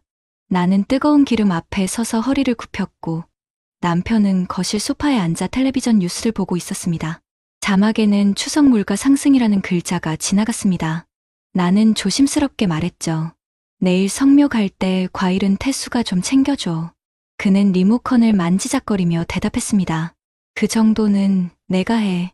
넌 숫자 세는 건 잘하잖아. 전개수 세듯이. 그는 농담처럼 웃었지만 나는 웃을 수가 없었습니다. 한때 장부를 책임지던 내 손이 이 집에서는 가장 값싸게 쓰이는 손이라는 사실이 가슴을 저리게 했습니다. 성묘 당일 경기도 양평의 산자락 묘역에 도착했을 때 이미 시누이와 시어머니는 자리를 잡고 있었습니다. 나는 아이스박스와 반찬통을 3번이나 왕복해 옮겼습니다. 숨이 턱에 찼지만 누구도 나를 도와주지 않았습니다. 그때 시어머니는 내 앞치마를 훑어보며 한마디 하셨습니다. 소연아, 잡채가 싱겁네. 간장 좀 더 넣어. 바로 이어 시누이가 거들었습니다. 형님, 당면이 불었어요. 보기에도 그렇잖아요. 나는 젓가락으로 잡채를 다시 비비며 억지 웃음을 지었습니다. 남편은 멀리서 형들과 담소를 나누고 있었고 내게 단 한 번도 시선을 주지 않았습니다. 상 차리는 내내 지적은 이어졌습니다. 나물은 오른쪽, 과일은 왼쪽, 저는 색깔 순서대로. 나는 그 지시에 따라 접시를 옮겼습니다. 그때마다 내 손등에 주름이 눈에 들어왔습니다. 오래된 장부처럼 구겨진 그 주름은 나에게 속삭이는 듯했습니다. 언제까지 이렇게 버틸 거냐. 정오 무렵 작은 사건이 벌어졌습니다. 보온통에 담아온 미역국이 이동 중에 살짝 흘러내렸던 겁니다. 얇은 국물 자국이 흙바닥에 그어졌습니다. 시누이는 혀를 차며 말했습니다. 형님, 이런 건 미리 확인하셨어야죠. 여기 흙 다 더러워졌잖아요. 시어머니도 차갑게 덧붙였습니다. 조상님 앞인데 왜 이렇게 덤벙대니? 그 말은 내 어깨 위로 무겁게 떨어졌습니다. 남편은 멀찍이서 한마디 던졌습니다. 그러니까 천천히 좀 하라니까. 순간 나는 물티슈를 집어 바닥을 닦았습니다. 햇빛이 쏟아지는 흙바닥 위에서 내 손등의 주름마다 땀이 맺혔습니다. 참아야 한다고, 그냥 지나가자고 속으로 몇 번이고 되뇌었습니다. 제사 시작을 앞두고 긴장이 높아졌습니다. 상 위에 공기를 들어 올리려는 순간 벌 한 마리가 내 귓가를 맴돌았습니다. 나는 순간적으로 몸을 피했고 밥그릇이 기울어질 뻔했습니다. 다행히 떨어뜨리진 않았지만 시누이가 곧장 소리쳤습니다. 아, 정말 또 그럴 뻔했네. 남편의 얼굴이 굳어졌고 시어머니는 길게 한숨을 쉬었습니다. 체면 좀 지켜라, 제발. 모두의 시선이 내 손으로 쏠렸습니다. 그때 내 마음속에서 무언가 금이 가기 시작했습니다. 단순한 실수 하나가 내 존재 전체를 부정하는 듯한 그 순간, 나는 처음으로 이제 그만해야 하는 게 아닐까 하는 생각을 품었습니다. 바람은 거세졌고 상 위의 흰 보자기가 크게 흔들렸습니다. 나는 그 보자기 끝을 주름진 손으로 붙잡고 있었지만 사실은 오래 붙잡아온 다른 것들을 놓아야겠다는 생각이 마음 깊은 곳에서 꿈틀거리고 있었습니다. 시어머니의 목소리가 다시 날카롭게 들려왔습니다. 소연아, 물 좀 더 떠와. 그리고 쓰레기는 내가 모아. 나는 고개를 끄덕이며 물통을 들었지만 발걸음은 자꾸 무거워졌습니다. 내 뒤에서 들려오는 웃음소리, 농담처럼 주고받는 형제들의 대화는 나와는 전혀 상관없는 세상의 소리 같았습니다. 그 순간 깨달았습니다. 이 집에서 나는 단 한 번도 가족이 된 적이 없었다는 걸. 내 손의 주름은 그저 살림꾼의 세월을 말해줄 뿐 존중이나 감사의 흔적은 아니었다는 걸. 그리고 이번 명절이 아마도 내 인생을 송두리째 바꿔놓게 될 것이라는 불길한 예감이 서서히 현실이 되어가고 있었습니다. 제사는 시작되었고 큰형부터 차례대로 절을 올렸습니다. 이어 둘째 형, 그리고 남편 태수의 차례가 다가왔습니다. 그는 조용히 절을 마치고 나서도 내 눈길조차 주지 않았습니다. 내가 밥그릇을 들어 올려 조상님 앞에 놓으려는 순간 손이 살짝 떨렸습니다. 무거운 그릇이 아니라 무겁게 내려앉은 마음 때문이었습니다. 밥알 몇 알이 그릇 가장자리를 타고 흘러내렸습니다. 그 순간 형님이 혀를 찼습니다. 아이고, 참 이런 것도 제대로 못하나. 시어머니는 얼굴을 찌푸리며 내 쪽을 노려보았습니다. 체면이 말이 아니구나. 태수의 목소리도 높아졌습니다. 왜 이렇게 매번 흘리고 다녀? 사람 망신시키려고 작정했어? 모든 사람들의 시선이 내게 꽂히는 순간 남편이 다가오더니 내 어깨를 발로 거칠게 밀쳤습니다. 균형을 잃은 나는 그대로 바닥에 주저앉으며 밥그릇을 떨어뜨렸습니다. 흙바닥 위에 밥알과 국물이 흩어졌습니다. 숨소리조차 멈춘 듯 정적이 흐르는 사이 귀에 쟁쟁하게 울린 건 형제들의 탄식과 시어머니의 차가운 목소리뿐이었습니다. 막내가 성격이 급해서 그렇지. 저런 건 금방 풀릴 거다. 그 말은 나를 위로하는 말이 아니었습니다. 남편을 감싸는 말이었죠. 나는 주저앉은 채 주름진 손등을 바라보았습니다. 흙먼지가 묻은 그 손은 이제 더 이상 참을 수 없다는 듯 떨리고 있었습니다. 아무도 내 편이 되어주지 않았습니다. 그저 내가 잘못했다고, 내가 덤벙댔다고 말할 뿐이었습니다. 아이조차 눈치를 보며 나를 바라봤습니다. 그 눈빛을 보는 순간 내 안에서 뭔가 무너져 내렸습니다. 나는 벌떡 일어나 흙먼지를 털지도 않은 채 휴대폰을 꺼냈습니다. 손가락이 떨리면서도 또렷하게 번호를 눌렀습니다. 여보세요, 경찰서죠? 방금 남편에게 폭행을 당했습니다. 조상님 묘소 앞 가족들이 다 목격자입니다.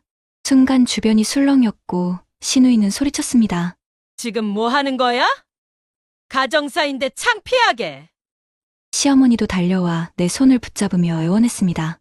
작은 애야, 전화 끊어라. 이건 집안일이야. 하지만 나는 더 이상 주저하지 않았습니다. 집안일이라면서 왜 제 몸은 늘 상처투성이었을까요? 오늘은 못 참겠습니다. 잠시 후 경찰차가 산길을 따라 올라왔습니다. 남편은 당황해서 내 휴대폰을 빼앗으려 했지만 이미 늦었습니다. 경찰이 내 이름을 확인했고 나는 손목을 보여주었습니다. 땅에 넘어지며 삐끗한 자국이 붉게 번지고 있었습니다. 옆에서 누군가는 한숨을 쉬었고 누군가는 고개를 저었습니다. 하지만 그날 가족 중 단 한 명이 용기를 냈습니다. 둘째 형수, 나보다 몇 살 위의 언니 같은 사람은 망설이다가 조용히 말했습니다. 저도 봤습니다. 분명히 발로 강하게 밀쳤습니다. 그리고 이런 일이 처음이 아닙니다. 그 말이 울려 퍼지자 남편의 얼굴은 순식간에 창백해졌습니다. 가족들은 당황했고 시어머니는 나를 노려보며 속삭였습니다. 내가 결국 집안을 망치는구나. 며칠 후 나는 결국 이혼 소송을 제기했습니다. 법정에 서면서도 손이 떨렸지만 내 곁에는 증언을 자처한 형수가 있었습니다. 남편의 과거 폭력 전력까지 드러나자 법정 분위기는 바뀌었습니다. 판결은 내게 유리하게 흘러갔습니다. 재산의 절반과 아이 양육권, 그리고 위자료까지. 나는 처음으로 법이 나를 지켜주는구나라는 생각을 했습니다. 그 순간 주름진 내 손이 처음으로 따뜻하게 느껴졌습니다. 스스로를 위해 무언가를 쟁취한 손, 나와 아이를 지켜낸 손이었으니까요. 그러나 남편의 삶은 무너져 내렸습니다. 직장에서도 소문이 퍼졌고 그는 승진해서 밀려났습니다. 결국 스스로 사표를 내고 작은 원룸으로 밀려났습니다. 가족들조차 예전처럼 그를 감싸주지 않았습니다. 그가 잃은 건 재산과 직장뿐만이 아니었습니다. 체면과 신뢰, 그리고 함께 살던 가족까지 모두 잃어버렸습니다. 반면 나는 아이와 함께 작은 아파트로 이사했습니다. 처음엔 막막했지만 여성인력개발센터에서 상담을 받으며 새로운 길을 찾았습니다. 어릴 적부터 꽃을 좋아했던 기억을 떠올리고 플로리스트 과정을 배우기 시작했습니다. 매일 아침 아이를 학교에 보내고 센터에서 꽃을 다듬는 시간은 내 삶의 새로운 페이지가 되었습니다. 몇 달 만에 자격증을 땄고 작은 꽃집을 열 수 있었습니다. 손님들은 내 꽃을 보고 참 정성이 묻어나네요라며 칭찬했습니다. 그 말 한마디가 지난 세월의 한숨을 덮어주었습니다. 아이도 변했습니다. 아버지 눈치를 보던 아이는 이제 집에서 웃음을 잃지 않았습니다. 엄마, 우리 집이 꽃밭 같아. 그 말에 나는 눈물이 핑 돌았습니다. 내 주름진 손이 이제는 아이의 미래를 위해 꽃을 가꾸고 있었습니다. 명절이 다가와도 두렵지 않았습니다. 더는 비난받는 자리에서 눈치를 보며 서 있지 않아도 되었으니까요. 몇 달 후, 나는 아이와 함께 시아버지 묘소를 찾았습니다. 이번에는 무거운 보자기가 아니라 꽃다발을 들고 갔습니다. 묘소 앞에 꽃을 놓으며 속삭였습니다. 아버님, 이제 저는 제 삶을 살고 있습니다. 손주도 잘 자라고 있으니 걱정하지 마세요. 바람이 불어와 잡초 사이에 작은 들꽃이 흔들렸습니다. 나는 그 모습을 보며 생각했습니다. 잡초를 베어내야 꽃이 핀다. 내 삶도 그렇게 다시 피어났구나. 시청자 여러분, 혹시 명절이 다가올 때마다 가슴이 무거워지지 않으신가요? 혹시 누군가의 눈치를 보며 참고만 살아오지 않으셨나요? 저는 그 길이 얼마나 위험한지, 얼마나 깊은 상처를 남기는지 온몸으로 겪었습니다. 제 이야기가 남 얘기처럼 들리지 않으셨기를 바랍니다. 언젠가 주름진 손으로라도 용기를 내야 할 순간이 옵니다. 제발 그 순간을 놓치지 마시길 바랍니다. 여러분 어떠시나요? 위의 사례는 정말 비참하고 서글픈 인생 아닌가요? 하지만 지금부터 소개해드리는 사례는 정반대의 선택으로 행복한 노후를 보내고 있는 분을 소개해드리겠습니다. 제 이름은 김영우입니다. 올해 64, 서울 성동구의 오래된 아파트에서 아내와 단둘이 살고 있습니다. 38배 동안 대기업 생산관리팀에서 일하다가 2020년에 정년퇴직을 했습니다. 퇴직금은 세후로 1억 6천만 원이 나왔습니다. 동료들 중에는 그 돈으로 치킨집을 하거나 친구 따라 상가 분양에 덜컥 투자한 사람도 있었습니다. 몇몇은 빚을 내서라도 한 방을 노렸고 결국 퇴직 2년 만에 가정이 무너진 경우도 있었습니다. 저는 달랐습니다. 회사에 다니던 시절부터 명절에 모이면 결국 돈 얘기, 건강 얘기 아니하는 걸 뼈저리게 느껴왔기 때문입니다. 아버지는 명절 때마다 소리 내술을 드시고 돈 문제로 작은아버지와 다투셨습니다. 저는 그 장면을 보며 자랐습니다. 그래서 늘 다짐했습니다. 내가 나이 들어 명절을 맞이할 때는 적어도 가족 앞에서 체면 구기는 일은 만들지 말자. 제 손등은 오랫동안 펜과 계산기를 잡으며 굳어갔습니다. 주름이 늘어갈수록 저는 더 치밀하게 준비했습니다. 퇴직 직전 10년 동안 저는 생활비를 아내와 상의해 줄이고 국민연금 외에도 퇴직연금과 개인연금을 조금씩 불려나갔습니다. 2025년 현재 국민연금으로 매달 105만 원, 퇴직연금에서 70만 원, 그리고 개인연금에서 45만 원을 받고 있습니다. 합쳐서 한 달 220만 원 가까이 안정적인 수입이 들어옵니다. 물론 요즘 물가가 올라 장바구니가 무겁지만 기본 생활비에는 큰 걱정이 없습니다. 그런데 이렇게 안정된 노후를 준비했다고 해서 마냥 순탄했던 건 아닙니다. 제가 58이 되던 해 아내가 갑작스레 유방암 초기 진단을 받았습니다. 그때 집에 있던 적금 일부를 깨서 치료비에 썼습니다. 직장 동료 몇몇은 보험 안 들어놨냐, 괜히 돈 허비하는 거 아니냐라고 했습니다. 하지만 다행히 조기 발견이었고 수술과 방사선 치료를 잘 마쳤습니다. 아내는 건강을 회복했고 저는 그 순간 확신했습니다. 돈은 쓰려고 모으는 것이고 가장 필요한 순간을 위해 준비하는 것이어야 한다는 걸요. 퇴직 후 몇 달이 지났을 때 친구 몇 명이 찾아왔습니다. 영호야, 요즘 비트코인 다시 오른다더라. 퇴직금 남은 거 넣자. 나 아는 지인 통해서 경기도에 땅 하나 들어갈 수 있는데 지금 안 하면 후회한다. 그때 저는 단호히 거절했습니다. 제 아버지가 명절 술자리에서 땅 사라, 주식 사라 했다가 몇 번이나 속을 썩은 걸 봐왔으니까요.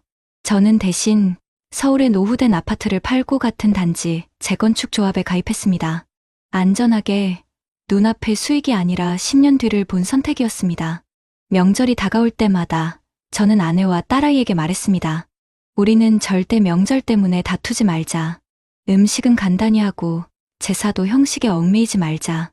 오히려 살아있는 가족이 건강하게 밥 먹는 게 조상님이 더 기뻐하실 거다. 처음엔 시어머니가 반대했습니다. 큰 집인데 그렇게 대충 하면 되겠냐.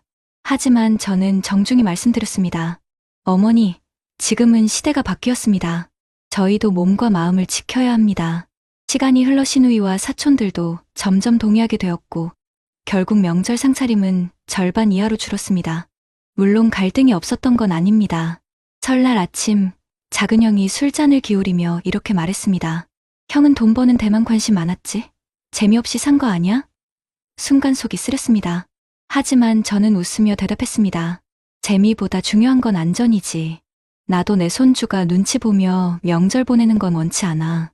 작은 형은 처음엔 못마땅해 했지만 몇 해가 지나 그의 가게가 폐업하면서 제 말에 고개를 끄덕였습니다. 2022년 추석에는 이런 일이 있었습니다. 아내가 명절 준비 중 허리를 삐끗했는데 예전 같았으면 그냥 참아라 했을 남편이었을 제가 직접 장을 보고 전을 부쳤습니다. 딸아이가 그 모습을 보고 말했습니다. 아빠, 이렇게 집안일 하는 모습 처음 본다. 보기 좋아요. 그 말 한마디에 지난 세월의 준비가 헛되지 않았음을 느꼈습니다. 아내는 여전히 내 손등을 보며 주름은 늘었지만 마음은 더 단단해졌다고 말했습니다. 제게도 위기의 순간은 있었습니다. 은행 이자가 오르면서 저축의 가치가 줄어들던 때였습니다. 지인들은 빚내서라도 집 두 채는 있어야 한다고 했습니다. 하지만 저는 무리하지 않았습니다. 퇴직금 절반은 채권형 펀드에 절반은 연금저축 계좌에 넣었습니다. 수익은 크지 않았지만 꾸준했습니다. 그리고 2025년 지금 친구들 중 일부는 빚에 허덕이고 있지만 저는 한 달 생활비와 의료비를 걱정 없이 쓰고 있습니다. 이런 저희 선택이 가족에게 어떤 차이를 만들었을까요? 명절날 우리 집은 더 이상 눈치와 갈등이 아니라 웃음과 대화가 가득합니다. 손주들은 할아버지, 할머니 손잡고 한강공원에 나가 연날리고 딸은 제게 농담처럼 말합니다. 아빠, 진짜 준비성갑이네. 덕분에 우리가 이렇게 편한 거잖아. 저는 그 말이 제 인생 최고의 칭찬이라고 생각합니다. 하지만 여기까지 오기까지는 수없이 흔들렸습니다. 친구의 유혹, 가족의 압박, 그리고 내 안의 불안까지. 그럼에도 지켜낸 건 안정이었습니다. 주름진 내 손등은 더 이상 부끄러운 상처의 기록이 아니라 지혜로운 선택의 증거가 되어 있었습니다. 2023년 겨울, 제게도 또 한 번의 시험대가 찾아왔습니다. 갑작스러운 허리디스크 악화로 2달 가까이 침대에 누워 지내야 했습니다. 움직이지 못하니 마음은 불안했고 이제 진짜 끝인가 하는 두려움이 몰려왔습니다. 하지만 놀라운 건 그 순간에도 생활이 크게 흔들리지 않았다는 사실이었습니다. 국민연금, 퇴직연금, 개인연금이 매달 꼬박꼬박 들어왔고 의료비는 실손보험으로 상당 부분 충당됐습니다. 아내는 영호 씨, 당신이 평생 준비한 덕분에 우리가 이렇게 버틸 수 있는 거예요 라고 제 손을 잡아주었습니다.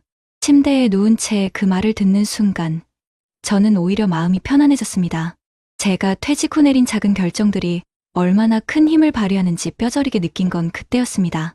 주변 친구들 중에는 아프면 곧바로 생활비가 막히는 경우가 많았습니다. 병원비 때문에 카드빚을 지거나 자식에게 손을 벌리다 갈등이 생기는 경우도 흔했습니다. 하지만 저는 다르다는 걸 깨달았습니다. 준비한 만큼 삶이 지켜진다는 단순한 진리를 몸으로 배운 순간이었습니다. 그리고 그 겨울, 제 가족의 명절 풍경도 달라졌습니다. 예전 같으면 제사상 차리느라 부엌에서 허리까지 굽혀 일했을 아내가 이번에는 소파에 앉아 손주와 웃고 있었습니다. 음식은 간소하게 준비했고 부족하면 근처 식당에서 포장해와 함께 나눴습니다. 그런데도 조상님께 절을 올리는 분위기는 전혀 흐트러지지 않았습니다. 오히려 서로 웃고 대화하는 시간이 훨씬 길어졌습니다. 딸은 말했습니다. 아빠, 우리가 명절을 두려워하지 않게 된 건 아빠가 우리 가정을 바꿔놨기 때문이에요. 절정의 순간은 퇴직 후 3번째 맞은 추석에 찾아왔습니다. 작은 형 부부가 경제 문제로 크게 다퉜다는 소식이 들려왔습니다. 상가 투자에 실패의 빚이 불어나고 결국 이혼까지 갔다는 이야기였습니다. 그날 저녁 작은 형이 술에 취해 제 집 앞에 찾아왔습니다. 형, 난 왜 이렇게 됐을까? 형은 어떻게 그렇게 버티는 거야? 그가 울먹이며 묻는 모습을 보며 저는 지난 세월 제 선택이 옳았음을 다시금 확인했습니다. 저는 그에게 말했습니다. 나는 크게 번 건 없지만 크게 잃지도 않았어. 욕심을 줄이고 안정적인 길을 택했지. 늦지 않았어. 지금이라도 다시 시작하면 돼. 작은 형은 한참을 울다 돌아갔습니다. 그날 밤, 제 손등의 주름이 유난히 따뜻하게 느껴졌습니다. 그건 단순히 제 삶만을 지킨 것이 아니라 가족들에게 길을 보여주는 표시 같았습니다. 2025년 오늘, 제 하루는 소박하지만 단단합니다. 아침엔 아내와 함께 동네 공원을 산책하고 점심에는 소일거리 삼아 노인복지관에서 회계봉사를 합니다. 저녁이 되면 딸과 손주가 찾아와 함께 밥을 먹습니다. 텔레비전 뉴스에서 은퇴자들의 절반 이상이 생활비 부족으로 힘들다는 기사가 흘러나올 때 저는 가슴이 먹먹해집니다. 왜냐하면 저 역시 준비하지 않았다면 지금 그 통계 속 한 사람이 되어 있었을 테니까요. 저는 더 이상 명절을 두려워하지 않습니다. 가족이 모이면 갈등 대신 대화가 있고 술잔 대신 웃음이 오갑니다. 조상님께 절을 올릴 때도 떳떳합니다. 제가 평생 준비하며 살아왔습니다. 덕분에 제 가족은 오늘도 웃으며 모였습니다. 그렇게 속으로 고백할 수 있으니까요. 여러분, 제 이야기는 특별한 영웅담이 아닙니다. 그냥 평범한 직장인이 욕심을 줄이고 미리 준비한 결과일 뿐입니다. 하지만 그 평범한 선택이 저를 지옥과 천국의 갈림길에서 전혀 다른 길로 이끌었습니다. 혹시 지금도 불안하지 않으신가요? 혹시 내가 준비를 너무 늦게 시작한 건 아닐까 하고 걱정하고 계시진 않나요? 저는 감히 말씀드릴 수 있습니다. 준비는 늦더라도 결코 헛되지 않습니다. 욕심을 버리고 작은 것부터 시작한다면 반드시 길은 열립니다. 저는 지금 주름진 손등을 보며 미소 짓습니다. 그 주름이 지난 세월의 고생이 아니라 지혜의 증거로 남았기 때문입니다. 그리고 제 이야기가 여러분께 작은 용기가 되기를 바랍니다. 준비한 만큼 삶이 달라진다. 이 단순한 진리를 여러분도 꼭 경험하시길 바랍니다. 여러분, 이렇게 보면 준비가 삶의 방향을 정말 바꾼다는 것이 통계에서도 명백히 드러납니다. 예를 들어 한국에서는 2023년 통계청의 고령층 부가 조사 결과 55세에서 79세 사이 인구 10명 중 약 6명이 여전히 지역 내외에서 일하거나 부업을 통하여 일정 소득을 유지하고 있다는 사실이 나왔습니다. 한국리서치 정기조사 여론 속의 여론. 이 수치는 명절 비용이나 의료비, 생활물가 상승 같은 돌발 비용에도 조금 더 버틸 여유가 있음을 시사합니다. 또한 같은 조사에서 응답자 중 상당수가 퇴직 후에도 경제활동을 계속하고 싶다고 답했고, 정년 퇴직 후 동일한 일자리에 재고용되어 일하고 싶다는 의견 역시 높은 비율을 차지했습니다. 한국리서치 정기조사 여론 속의 여론. 이런 현상은 준비된 은퇴자들이 단순히 돈만 갖는 것이 아니라 명절 갈등, 가족 내 감정 부담에서도 일정한 완충 막바를 갖게 해줍니다. 해외 연구에서도 마찬가지입니다. 미국의 2022 피펜 인덱스 조사에 따르면 금융지식 Financial Literacy과 은퇴, 준비 Retirement Readiness가 높은 사람들은 은퇴 후 생활비 충당 능력이 더 높다고 응답한 비율이 그렇지 않은 사람보다 훨씬 높습니다. 예컨대 피펜 지수가 높은 은퇴자들은 은퇴 전 기대하던 생활 수준을 유지하거나 그 이상이라는 응답 비율이 낮은 지수 그룹보다 훨씬 많았습니다. 또 같은 연구에서는 은퇴 준비를 잘했다는 사람들이 월별 예산 조정, 돌발 의료비, 물가 상승 같은 변수에 대한 대비책을 사전에 마련하는 비율이 낮은 준비도를 가진 사람들보다 현저히 높다는 결과도 나왔습니다.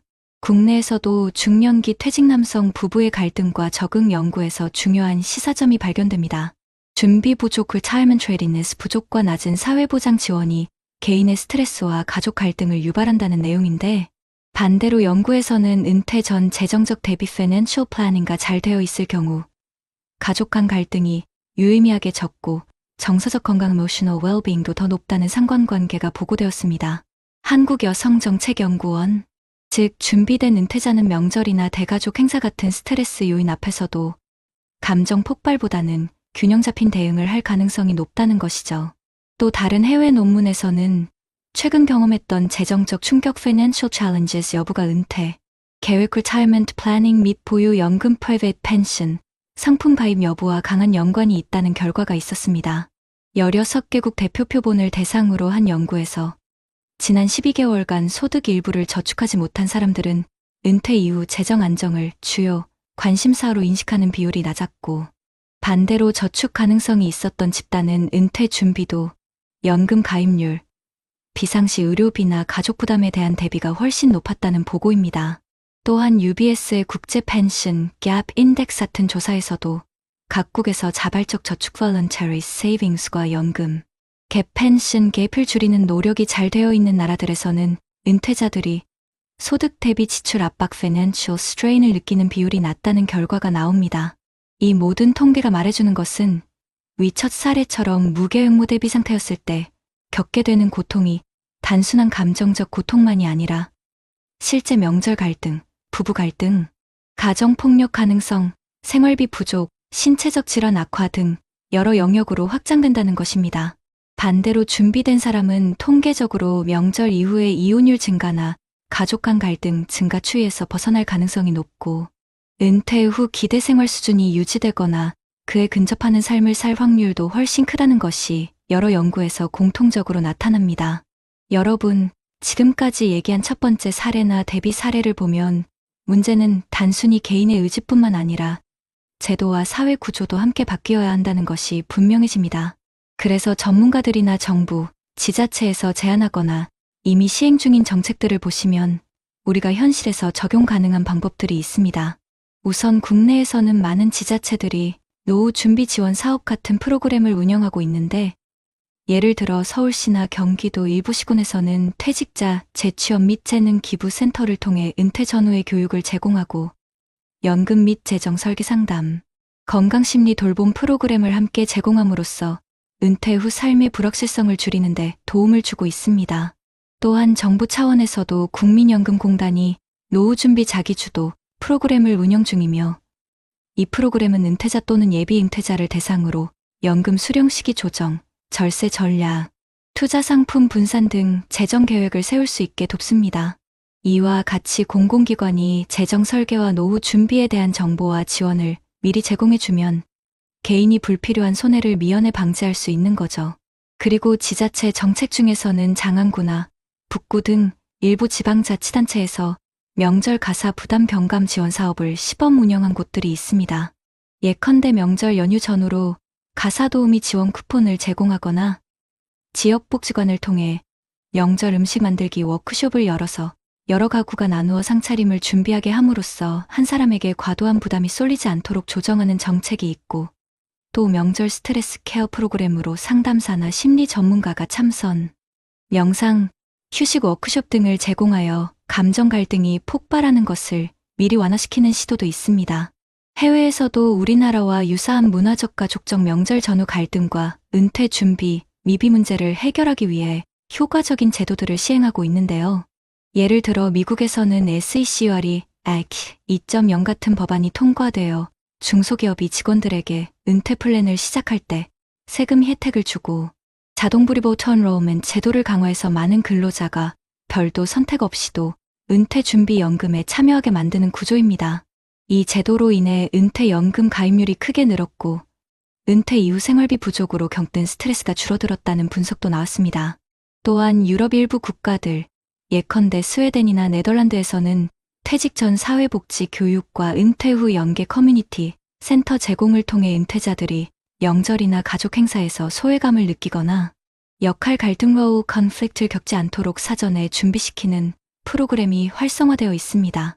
이런 나라들에서는 연금 수령 조건, 의료비 보장, 주거 지원 등이 비교적 안정적으로 마련되어 있어서 명절 가족 간 갈등 문제가 은퇴자에게 큰 부담으로 작용하지 않는 경우가 많습니다. 이런 정책 및 전문가 의견들을 들었을 때 해결책으로 생각해 볼 수 있는 것들은 다음과 같습니다. 한국 정부 및 지자체 차원에서 은퇴 전 재정교육 및 심리, 돌봄 서비스를 확대하고 은퇴자 또는 예비 은퇴자들이 명절 가사 부담을 나눌 수 있는 커뮤니티 기반의 지원 사업을 의무적으로 마련하는 것, 또한 자동연금 불입 제도를 확대하여 근로자가 따로 선택하지 않아도 은퇴 준비가 체계적으로 시작되도록 하는 법적 기반을 강화하는 것 등이죠. 이런 정책이 제대로 작동하면 첫 번째 사례처럼 명절 한 번에 삶이 무너지는 일은 훨씬 줄어들 겁니다. 여러분도 이 영상 보시면서 내 지역에는 이런 제도가 있나? 내가 받을 수 있는 지원은 무엇인지 한 번쯤 확인해 보셨으면 좋겠습니다. 낡은 만년필 한 자루가 말했습니다. 오늘도 기록하라. 잃은 것을 세지 말고 남은 것을 세어라. 그리고 혼자가 아닌 길 위에서 다시 말을 걸어라. 여러분, 오늘 이야기 속 첫 번째 주인공을 기억하시나요? 평생을 중소기업 인사팀장으로 살아오며 바르고 성실하게 일해온 최민준 씨. 그러나 그는 명절의 고독과 노후 자산관리의 불안 속에서 다정한 말 한마디에 흔들려 전 재산을 잃었습니다. 그의 손끝에 남은 것은 반질반질해진 만년필뿐이었죠. 너무 늦게 깨달은 외로움의 대가였습니다. 반대로 두 번째 주인공은 달랐습니다. 퇴직 후에도 작은 습관을 지키고 제도가 제공하는 교육과 공동체 모임을 활용하며 사람들과 연결된 삶을 선택했습니다. 같은 세대, 같은 시대를 살았지만 서로 다른 선택이 만들어 낸 노후의 풍경은 극명히 달랐습니다. 한 사람은 텅 빈 집에서 무너졌고 또 한 사람은 작은 경로당 바둑판 앞에서 웃음을 되찾았습니다. 사실 우리의 삶은 매일 작은 갈림길 위에 서 있습니다. 오늘은 그냥 혼자 참을까? 아니면 누군가에게 손을 내밀어 볼까? 그 사소한 선택이 10년 뒤, 20년 뒤 우리의 노후를 완전히 바꾸어 놓습니다. 명절 때마다 반복되는 고립과 불평등 속에 주저앉을 수도 있지만 용기를 내어 나도 힘들다고 말하고 제도가 마련한 문을 두드리는 순간 새로운 길이 열립니다. 외로움에 흔들려 모든 것을 잃은 최민준 씨의 만년필 기록처럼 실패도 우리 삶의 일부일 수 있습니다. 하지만 다른 주인공처럼 남은 시간을 지혜롭게 채워간다면 그 기록은 곧 희망의 증거가 됩니다. 여러분, 지금 곁에 있는 만년필 같은 도구는 무엇인가요? 누군가는 오래된 다이어리일 수 있고 누군가는 매일 함께 걷는 친구의 발걸음일 수도 있습니다. 그것이 바로 우리를 지탱해줄 근정진정의 힘입니다. 오늘 이 영상을 보시는 50대, 60대, 70대 여러분, 이제는 우리도 선택해야 합니다. 외로움에 무너질 것인가? 아니면 작은 연결을 시작해 행복한 노후를 만들어 갈 것인가? 행복한 노후를 맞은 사람들의 공통점은 거창한 재산이 아니라 관계와 준비를 지켜낸 것이었습니다. 통장을 지키고, 몸을 돌보고, 마음을 나누는 것. 그 세 가지를 지켜낸 사람들은 결국 웃음을 되찾았습니다. 반대로 그 세 가지를 놓친 사람들은 아무리 많은 재산이 있어도 외로움과 후회 속에서 무너져 내렸습니다. 오늘의 이야기가 우리에게 전하는 교훈은 단순합니다. 지금이라도 늦지 않았습니다. 혼자가 아니라는 사실을 기억하고 작은 습관을 만들어가는 것. 그것이 바로 우리 모두가 노력해야 할 길입니다. 낡은 만년필이 전하는 한 줄. 오늘도 기록하고 오늘도 누군가에게 말을 건다. 여러분, 우리 모두 그 길 위에서 다시 만나기를 바랍니다. 안녕하세요. 저는 오늘 제 억울한 사연을 이 자리에서 말씀드리려고 나왔습니다. 혹시 여러분도 명절만 다가오면 가슴이 답답해지지 않으신가요? 또 무슨 일이 벌어질까? 이번에도 참아야 하나? 이런 걱정 해보신 적 있으신가요? 최근 뉴스에서도 보셨을 겁니다. 지난 추석 연휴에만 가정폭력 신고가 평소보다 30% 넘게 늘었다고 합니다. 어떤 집은 설 상차림 도중 말싸움이 커져 결국 경찰이 출동하고 이혼 소송으로까지 이어졌습니다. 남의 집 이야기 같으신가요? 하지만 이런 일은 나이와 지역을 막론하고 점점 더 많은 가정에서 일어나고 있습니다.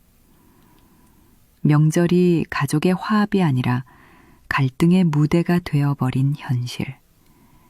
저도 그 고통을 직접 겪었습니다.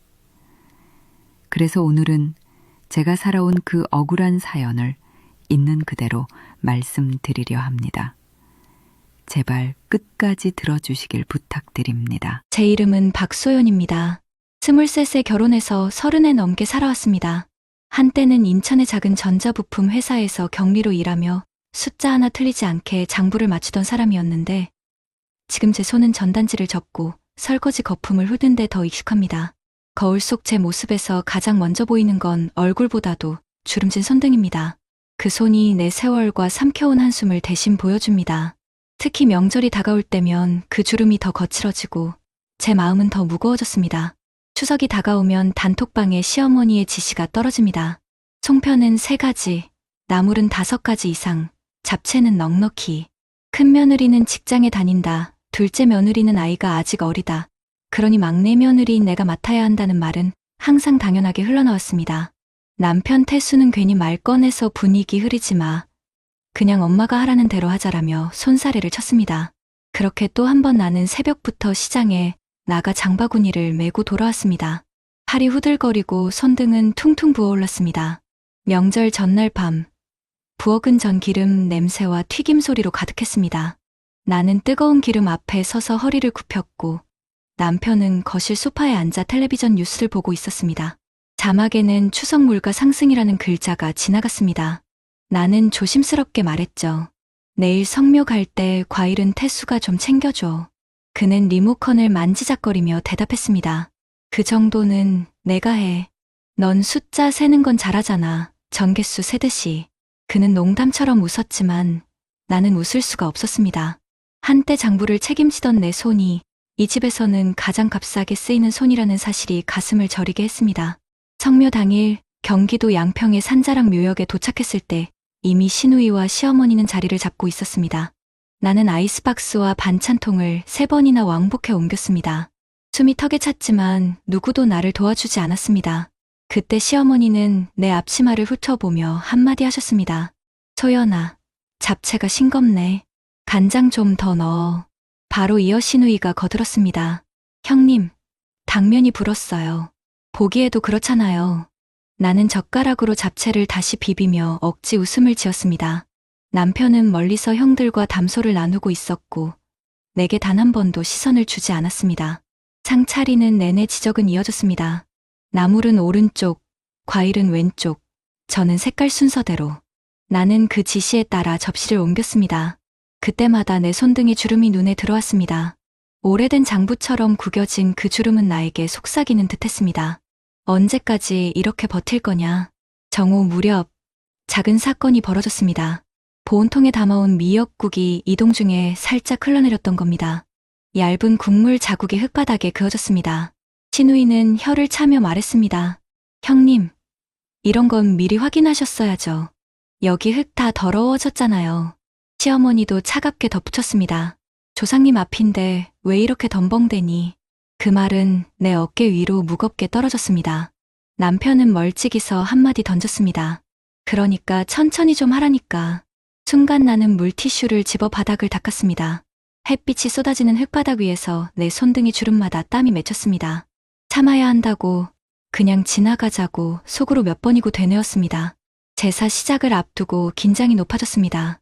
상 위에 공기를 들어 올리려는 순간 벌 한 마리가 내 귓가를 맴돌았습니다. 나는 순간적으로 몸을 피했고 밥그릇이 기울어질 뻔했습니다. 다행히 떨어뜨리진 않았지만 시누이가 곧장 소리쳤습니다. 아, 정말 또 그럴 뻔했네. 남편의 얼굴이 굳어졌고 시어머니는 길게 한숨을 쉬었습니다. 체면 좀 지켜라, 제발. 모두의 시선이 내 손으로 쏠렸습니다. 그때 내 마음속에서 무언가 금이 가기 시작했습니다. 단순한 실수 하나가 내 존재 전체를 부정하는 듯한 그 순간 나는 처음으로 이제 그만해야 하는 게 아닐까 하는 생각을 품었습니다. 바람은 거세졌고 상 위의 흰 보자기가 크게 흔들렸습니다. 나는 그 보자기 끝을 주름진 손으로 붙잡고 있었지만 사실은 오래 붙잡아온 다른 것들을 놓아야겠다는 생각이 마음 깊은 곳에서 꿈틀거리고 있었습니다. 시어머니의 목소리가 다시 날카롭게 들려왔습니다. 소연아, 물 좀 더 떠와. 그리고 쓰레기는 내가 모아. 나는 고개를 끄덕이며 물통을 들었지만 발걸음은 자꾸 무거워졌습니다. 내 뒤에서 들려오는 웃음소리, 농담처럼 주고받는 형제들의 대화는 나와는 전혀 상관없는 세상의 소리 같았습니다. 그 순간 깨달았습니다. 이 집에서 나는 단 한 번도 가족이 된 적이 없었다는 걸. 내 손의 주름은 그저 살림꾼의 세월을 말해줄 뿐 존중이나 감사의 흔적은 아니었다는 걸. 그리고 이번 명절이 아마도 내 인생을 송두리째 바꿔놓게 될 것이라는 불길한 예감이 서서히 현실이 되어가고 있었습니다. 제사는 시작되었고 큰형부터 차례대로 절을 올렸습니다. 이어 둘째 형, 그리고 남편 태수의 차례가 다가왔습니다. 그는 조용히 절을 마치고 나서도 내 눈길조차 주지 않았습니다. 내가 밥그릇을 들어 올려 조상님 앞에 놓으려는 순간 손이 살짝 떨렸습니다. 무거운 그릇이 아니라 무겁게 내려앉은 마음 때문이었습니다. 밥알 몇 알이 그릇 가장자리를 타고 흘러내렸습니다. 그 순간 형님이 혀를 찼습니다. 아이고, 참 이런 것도 제대로 못하나. 시어머니는 얼굴을 찌푸리며 내 쪽을 노려보았습니다. 체면이 말이 아니구나. 태수의 목소리도 높아졌습니다. 왜 이렇게 매번 흘리고 다녀? 사람 망신시키려고 작정했어? 모든 사람들의 시선이 내게 꽂히는 순간 남편이 다가오더니 내 어깨를 발로 거칠게 밀쳤습니다. 균형을 잃은 나는 그대로 바닥에 주저앉으며 밥그릇을 떨어뜨렸습니다. 흙바닥 위에 밥알과 국물이 흩어졌습니다. 숨소리조차 멈춘 듯 정적이 흐르는 사이 귀에 쟁쟁하게 울린 건 형제들의 탄식과 시어머니의 차가운 목소리뿐이었습니다. 막내가 성격이 급해서 그렇지. 저런 건 금방 풀릴 거다. 그 말은 나를 위로하는 말이 아니었습니다. 남편을 감싸는 말이었죠. 나는 주저앉은 채 주름진 손등을 바라보았습니다. 흙먼지가 묻은 그 손은 이제 더 이상 참을 수 없다는 듯 떨리고 있었습니다. 아무도 내 편이 되어주지 않았습니다. 그저 내가 잘못했다고, 내가 덤벙댔다고 말할 뿐이었습니다. 아이조차 눈치를 보며 나를 바라봤습니다. 그 눈빛을 보는 순간 내 안에서 뭔가 무너져 내렸습니다. 나는 벌떡 일어나 흙먼지를 털지도 않은 채 휴대폰을 꺼냈습니다. 손가락이 떨리면서도 또렷하게 번호를 눌렀습니다. 여보세요, 경찰서죠? 방금 남편에게 폭행을 당했습니다. 조상님 묘소 앞 가족들이 다 목격자입니다. 순간 주변이 술렁였고 시누이는 소리쳤습니다. 지금 뭐 하는 거야? 가정사인데 창피하게. 시어머니도 달려와 내 손을 붙잡으며 애원했습니다. 작은 애야, 전화 끊어라. 이건 집안일이야. 하지만 나는 더 이상 주저하지 않았습니다. 집안일이라면서 왜 제 몸은 늘 상처투성이었을까요? 오늘은 못 참겠습니다. 잠시 후 경찰차가 산길을 따라 올라왔습니다. 남편은 당황해서 내 휴대폰을 빼앗으려 했지만 이미 늦었습니다. 경찰이 내 이름을 확인했고 나는 손목을 보여주었습니다. 땅에 넘어지며 삐끗한 자국이 붉게 번지고 있었습니다. 옆에서 누군가는 한숨을 쉬었고 누군가는 고개를 저었습니다. 하지만 그날 가족 중 단 한 명이 용기를 냈습니다. 둘째 형수, 나보다 몇 살 위의 언니 같은 사람은 망설이다가 조용히 말했습니다. 저도 봤습니다. 분명히 발로 강하게 밀쳤습니다. 그리고 이런 일이 처음이 아닙니다. 그 말이 울려 퍼지자 남편의 얼굴은 순식간에 창백해졌습니다. 가족들은 당황했고 시어머니는 나를 노려보며 속삭였습니다. 내가 결국 집안을 망치는구나. 며칠 후 나는 결국 이혼 소송을 제기했습니다. 법정에 서면서도 손이 떨렸지만 내 곁에는 증언을 자처한 형수가 있었습니다. 남편의 과거 폭력 전력까지 드러나자 법정 분위기는 바뀌었습니다. 판결은 내게 유리하게 흘러갔습니다. 재산의 절반과 아이 양육권, 그리고 위자료까지. 나는 처음으로 법이 나를 지켜주는구나라는 생각을 했습니다. 그 순간 주름진 내 손이 처음으로 따뜻하게 느껴졌습니다. 스스로를 위해 무언가를 쟁취한 손, 나와 아이를 지켜낸 손이었으니까요. 그러나 남편의 삶은 무너져 내렸습니다. 직장에서도 소문이 퍼졌고 그는 승진해서 밀려났습니다. 결국 스스로 사표를 내고 작은 원룸으로 밀려났습니다. 가족들조차 예전처럼 그를 감싸주지 않았습니다. 그가 잃은 건 재산과 직장뿐만이 아니었습니다. 체면과 신뢰, 그리고 함께 살던 가족까지 모두 잃어버렸습니다. 반면 나는 아이와 함께 작은 아파트로 이사했습니다. 처음엔 막막했지만 여성인력개발센터에서 상담을 받으며 새로운 길을 찾았습니다. 어릴 적부터 꽃을 좋아했던 기억을 떠올리고 플로리스트 과정을 배우기 시작했습니다. 매일 아침 아이를 학교에 보내고 센터에서 꽃을 다듬는 시간은 내 삶의 새로운 페이지가 되었습니다. 몇 달 만에 자격증을 땄고 작은 꽃집을 열 수 있었습니다. 손님들은 내 꽃을 보고 참 정성이 묻어나네요라며 칭찬했습니다. 그 말 한마디가 지난 세월의 한숨을 덮어주었습니다. 아이도 변했습니다. 아버지 눈치를 보던 아이는 이제 집에서 웃음을 잃지 않았습니다. 엄마, 우리 집이 꽃밭 같아. 그 말에 나는 눈물이 핑 돌았습니다. 내 주름진 손이 이제는 아이의 미래를 위해 꽃을 가꾸고 있었습니다. 명절이 다가와도 두렵지 않았습니다. 더는 비난받는 자리에서 눈치를 보며 서 있지 않아도 되었으니까요. 몇 달 후, 나는 아이와 함께 시아버지 묘소를 찾았습니다. 이번에는 무거운 보자기가 아니라 꽃다발을 들고 갔습니다. 묘소 앞에 꽃을 놓으며 속삭였습니다. 아버님, 이제 저는 제 삶을 살고 있습니다. 손주도 잘 자라고 있으니 걱정하지 마세요. 바람이 불어와 잡초 사이에 작은 들꽃이 흔들렸습니다. 나는 그 모습을 보며 생각했습니다. 잡초를 베어내야 꽃이 핀다. 내 삶도 그렇게 다시 피어났구나. 시청자 여러분, 혹시 명절이 다가올 때마다 가슴이 무거워지지 않으신가요? 혹시 누군가의 눈치를 보며 참고만 살아오지 않으셨나요? 저는 그 길이 얼마나 위험한지, 얼마나 깊은 상처를 남기는지 온몸으로 겪었습니다. 제 이야기가 남 얘기처럼 들리지 않으셨기를 바랍니다. 언젠가 주름진 손으로라도 용기를 내야 할 순간이 옵니다. 제발 그 순간을 놓치지 마시길 바랍니다. 여러분 어떠시나요? 위의 사례는 정말 비참하고 서글픈 인생 아닌가요? 하지만 지금부터 소개해드리는 사례는 정반대의 선택으로 행복한 노후를 보내고 있는 분을 소개해드리겠습니다. 제 이름은 김영우입니다. 올해 64, 서울 성동구의 오래된 아파트에서 아내와 단둘이 살고 있습니다. 38배 동안 대기업 생산관리팀에서 일하다가 2020년에 정년퇴직을 했습니다. 퇴직금은 세후로 1억 6천만 원이 나왔습니다. 동료들 중에는 그 돈으로 치킨집을 하거나 친구 따라 상가 분양에 덜컥 투자한 사람도 있었습니다. 몇몇은 빚을 내서라도 한 방을 노렸고 결국 퇴직 2년 만에 가정이 무너진 경우도 있었습니다. 저는 달랐습니다. 회사에 다니던 시절부터 명절에 모이면 결국 돈 얘기, 건강 얘기 아니하는 걸 뼈저리게 느껴왔기 때문입니다. 아버지는 명절 때마다 소리 내술을 드시고 돈 문제로 작은아버지와 다투셨습니다. 저는 그 장면을 보며 자랐습니다. 그래서 늘 다짐했습니다.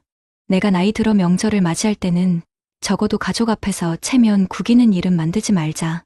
제 손등은 오랫동안 펜과 계산기를 잡으며 굳어갔습니다.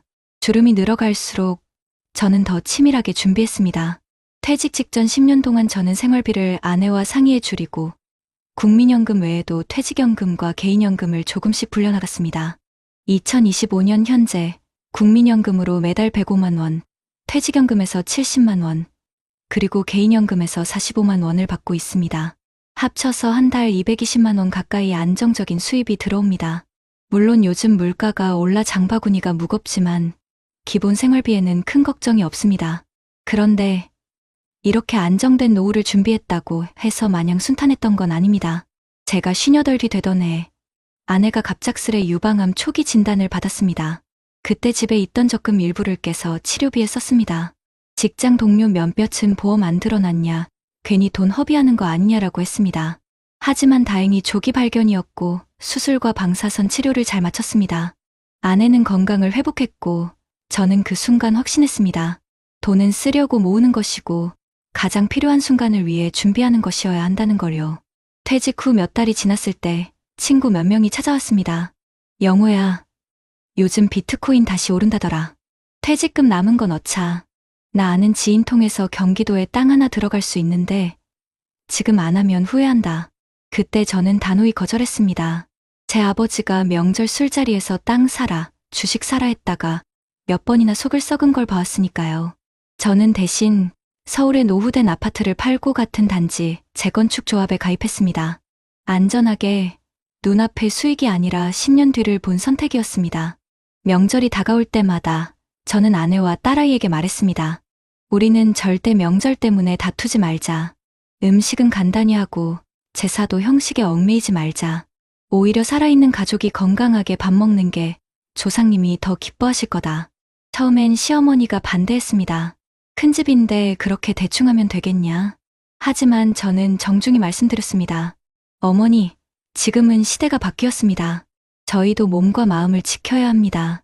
시간이 흘러 시누이와 사촌들도 점점 동의하게 되었고 결국 명절 상차림은 절반 이하로 줄었습니다. 물론 갈등이 없었던 건 아닙니다. 설날 아침 작은 형이 술잔을 기울이며 이렇게 말했습니다. 형은 돈 버는 데만 관심 많았지? 재미없이 산 거 아니야? 순간 속이 쓰렸습니다. 하지만 저는 웃으며 대답했습니다. 재미보다 중요한 건 안전이지.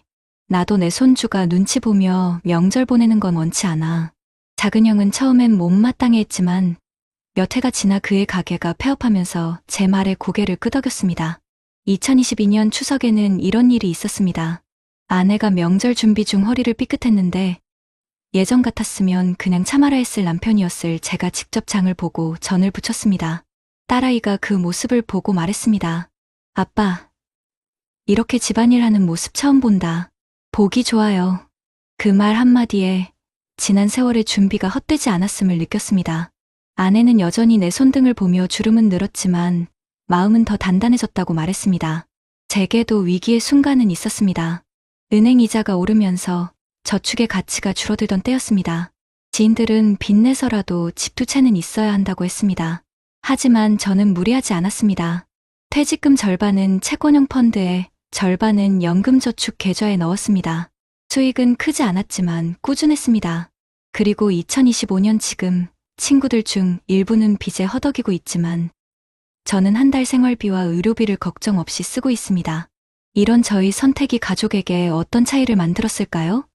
명절날 우리 집은 더 이상 눈치와 갈등이 아니라 웃음과 대화가 가득합니다. 손주들은 할아버지, 할머니 손잡고 한강공원에 나가 연날리고 딸은 제게 농담처럼 말합니다. 아빠, 진짜 준비성갑이네. 덕분에 우리가 이렇게 편한 거잖아. 저는 그 말이 제 인생 최고의 칭찬이라고 생각합니다. 하지만 여기까지 오기까지는 수없이 흔들렸습니다. 친구의 유혹, 가족의 압박, 그리고 내 안의 불안까지.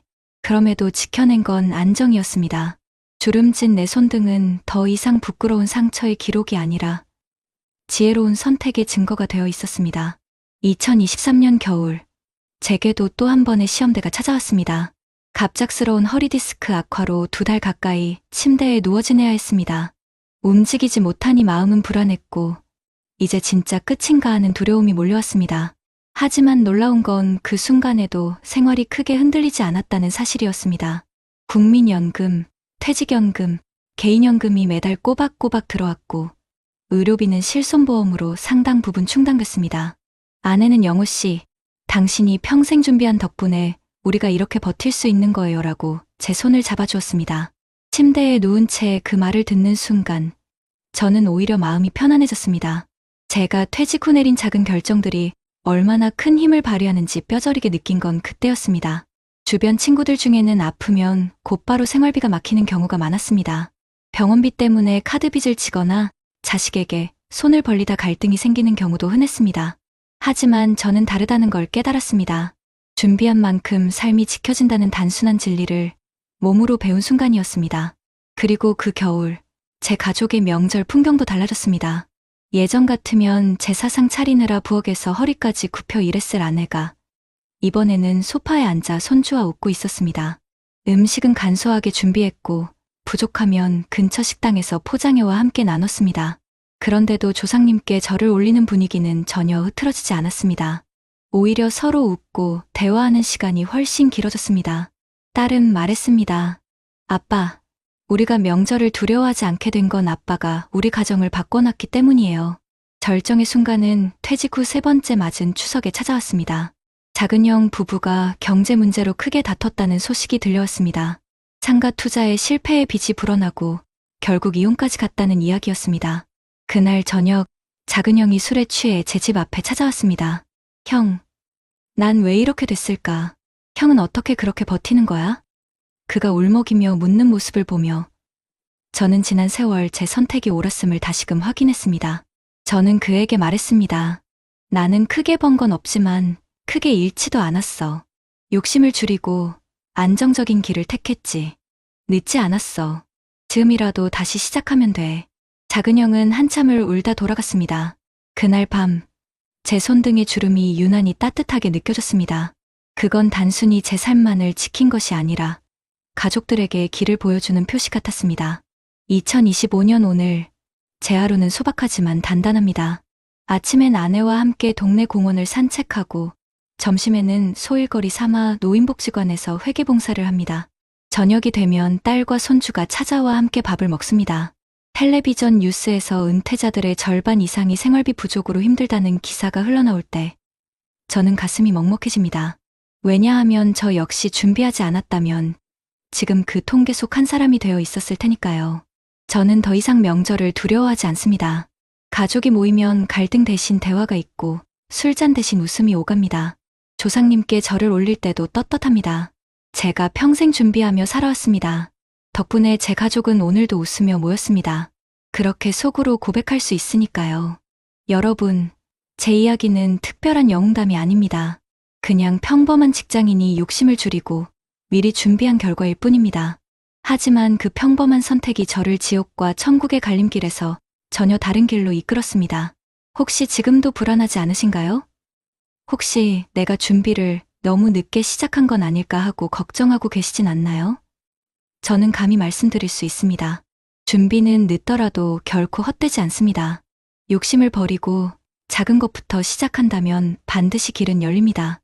저는 지금 주름진 손등을 보며 미소 짓습니다. 그 주름이 지난 세월의 고생이 아니라 지혜의 증거로 남았기 때문입니다. 그리고 제 이야기가 여러분께 작은 용기가 되기를 바랍니다. 준비한 만큼 삶이 달라진다. 이 단순한 진리를 여러분도 꼭 경험하시길 바랍니다. 여러분, 이렇게 보면 준비가 삶의 방향을 정말 바꾼다는 것이 통계에서도 명백히 드러납니다. 예를 들어 한국에서는 2023년 통계청의 고령층 부가 조사 결과 55세에서 79세 사이 인구 10명 중 약 6명이 여전히 지역 내외에서 일하거나 부업을 통하여 일정 소득을 유지하고 있다는 사실이 나왔습니다. 한국리서치 정기조사 여론 속의 여론. 이 수치는 명절 비용이나 의료비, 생활물가 상승 같은 돌발 비용에도 조금 더 버틸 여유가 있음을 시사합니다. 또한 같은 조사에서 응답자 중 상당수가 퇴직 후에도 경제활동을 계속하고 싶다고 답했고, 정년 퇴직 후 동일한 일자리에 재고용되어 일하고 싶다는 의견 역시 높은 비율을 차지했습니다. 한국리서치 정기조사 여론 속의 여론. 이런 현상은 준비된 은퇴자들이 단순히 돈만 갖는 것이 아니라 명절 갈등, 가족 내 감정 부담에서도 일정한 완충막 버퍼를 갖게 해줍니다. 해외 연구에서도 마찬가지입니다. 미국의 2022 피펜 인덱스 조사에 따르면 금융지식 Financial Literacy과 은퇴, 준비 Retirement Readiness가 높은 사람들은 은퇴 후 생활비 충당 능력이 더 높다고 응답한 비율이 그렇지 않은 사람보다 훨씬 높습니다. 예컨대 피펜 지수가 높은 은퇴자들은 은퇴 전 기대하던 생활 수준을 유지하거나 그 이상이라는 응답 비율이 낮은 지수 그룹보다 훨씬 많았습니다. 또 같은 연구에서는 은퇴 준비를 잘했다는 사람들이 월별 예산 조정, 돌발 의료비, 물가 상승 같은 변수에 대한 대비책을 사전에 마련하는 비율이 낮은 준비도를 가진 사람들보다 현저히 높다는 결과도 나왔습니다. 국내에서도 중년기 퇴직 남성 부부의 갈등과 적응 연구에서 중요한 시사점이 발견됩니다. 준비 부족 Retirement Readiness 부족과 낮은 사회보장 지원이 개인의 스트레스와 가족 갈등을 유발한다는 내용인데, 반대로 연구에서는 은퇴 전 재정적 대비 Financial Planning가 잘 되어 있을 경우 가족 간 갈등이 유의미하게 적고 정서적 건강 Emotional Well-being도 더 높다는 상관관계가 보고되었습니다. 한국여성정책연구원, 즉 준비된 은퇴자는 명절이나 대가족 행사 같은 스트레스 요인 앞에서도 감정 폭발보다는 균형 잡힌 대응을 할 가능성이 높다는 것이죠. 또 다른 해외 논문에서는 최근 경험했던 재정적 충격 Financial Challenges 여부가 은퇴, 계획 Retirement Planning 및 보유연금 Private Pension, 상품 가입 여부와 강한 연관이 있다는 결과가 있었습니다. 16개국 대표 표본을 대상으로 한 연구에서 지난 12개월간 소득 일부를 저축하지 못한 사람들은 은퇴 이후 재정 안정을 주요 관심사로 인식하는 비율이 낮았고, 반대로 저축 가능성이 있었던 집단은 은퇴 준비도, 연금 가입률, 비상시 의료비나 가족 부담에 대한 대비가 훨씬 높았다는 보고입니다. 또한 UBS의 국제 펜션 갭 인덱스 같은 조사에서도 각국에서 자발적 저축 voluntary savings과 연금, 갭 펜션 갭을 줄이는 노력이 잘 되어 있는 나라들에서는 은퇴자들이 소득 대비 지출 압박 financial strain을 느끼는 비율이 낮다는 결과가 나옵니다. 이 모든 통계가 말해주는 것은 위첫 사례처럼 무계획무 대비 상태였을 때 겪게 되는 고통이 단순한 감정적 고통만이 아니라 실제 명절 갈등, 부부 갈등, 가정폭력 가능성, 생활비 부족, 신체적 질환 악화 등 여러 영역으로 확장된다는 것입니다. 반대로 준비된 사람은 통계적으로 명절 이후의 이혼율 증가나 가족 간 갈등 증가 추이에서 벗어날 가능성이 높고, 은퇴 후 기대 생활 수준이 유지되거나 그에 근접하는 삶을 살 확률도 훨씬 크다는 것이 여러 연구에서 공통적으로 나타납니다. 여러분, 지금까지 얘기한 첫 번째 사례나 대비 사례를 보면 문제는 단순히 개인의 의지뿐만 아니라 제도와 사회 구조도 함께 바뀌어야 한다는 것이 분명해집니다. 그래서 전문가들이나 정부, 지자체에서 제안하거나 이미 시행 중인 정책들을 보시면 우리가 현실에서 적용 가능한 방법들이 있습니다.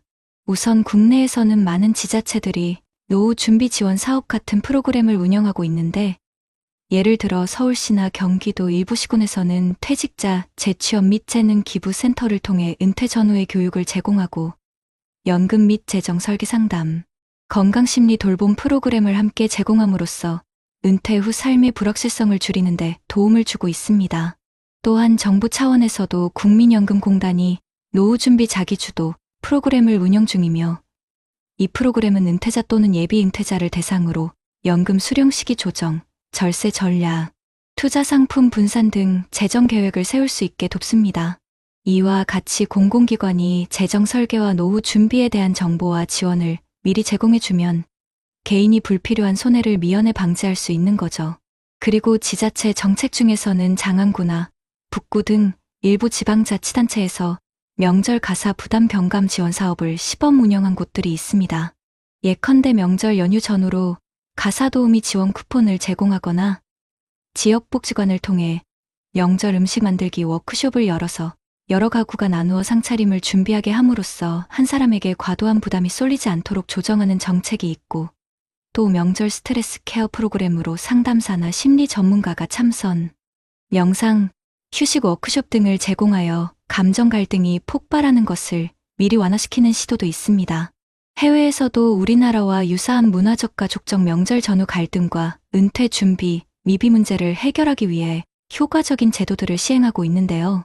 예를 들어 미국에서는 SECR이 Act 2.0 같은 법안이 통과되어 중소기업이 직원들에게 은퇴 플랜을 시작할 때 세금 혜택을 주고, 자동불입 오토엔로먼트 제도를 강화해서 많은 근로자가 별도 선택 없이도 은퇴 준비 연금에 참여하게 만드는 구조입니다.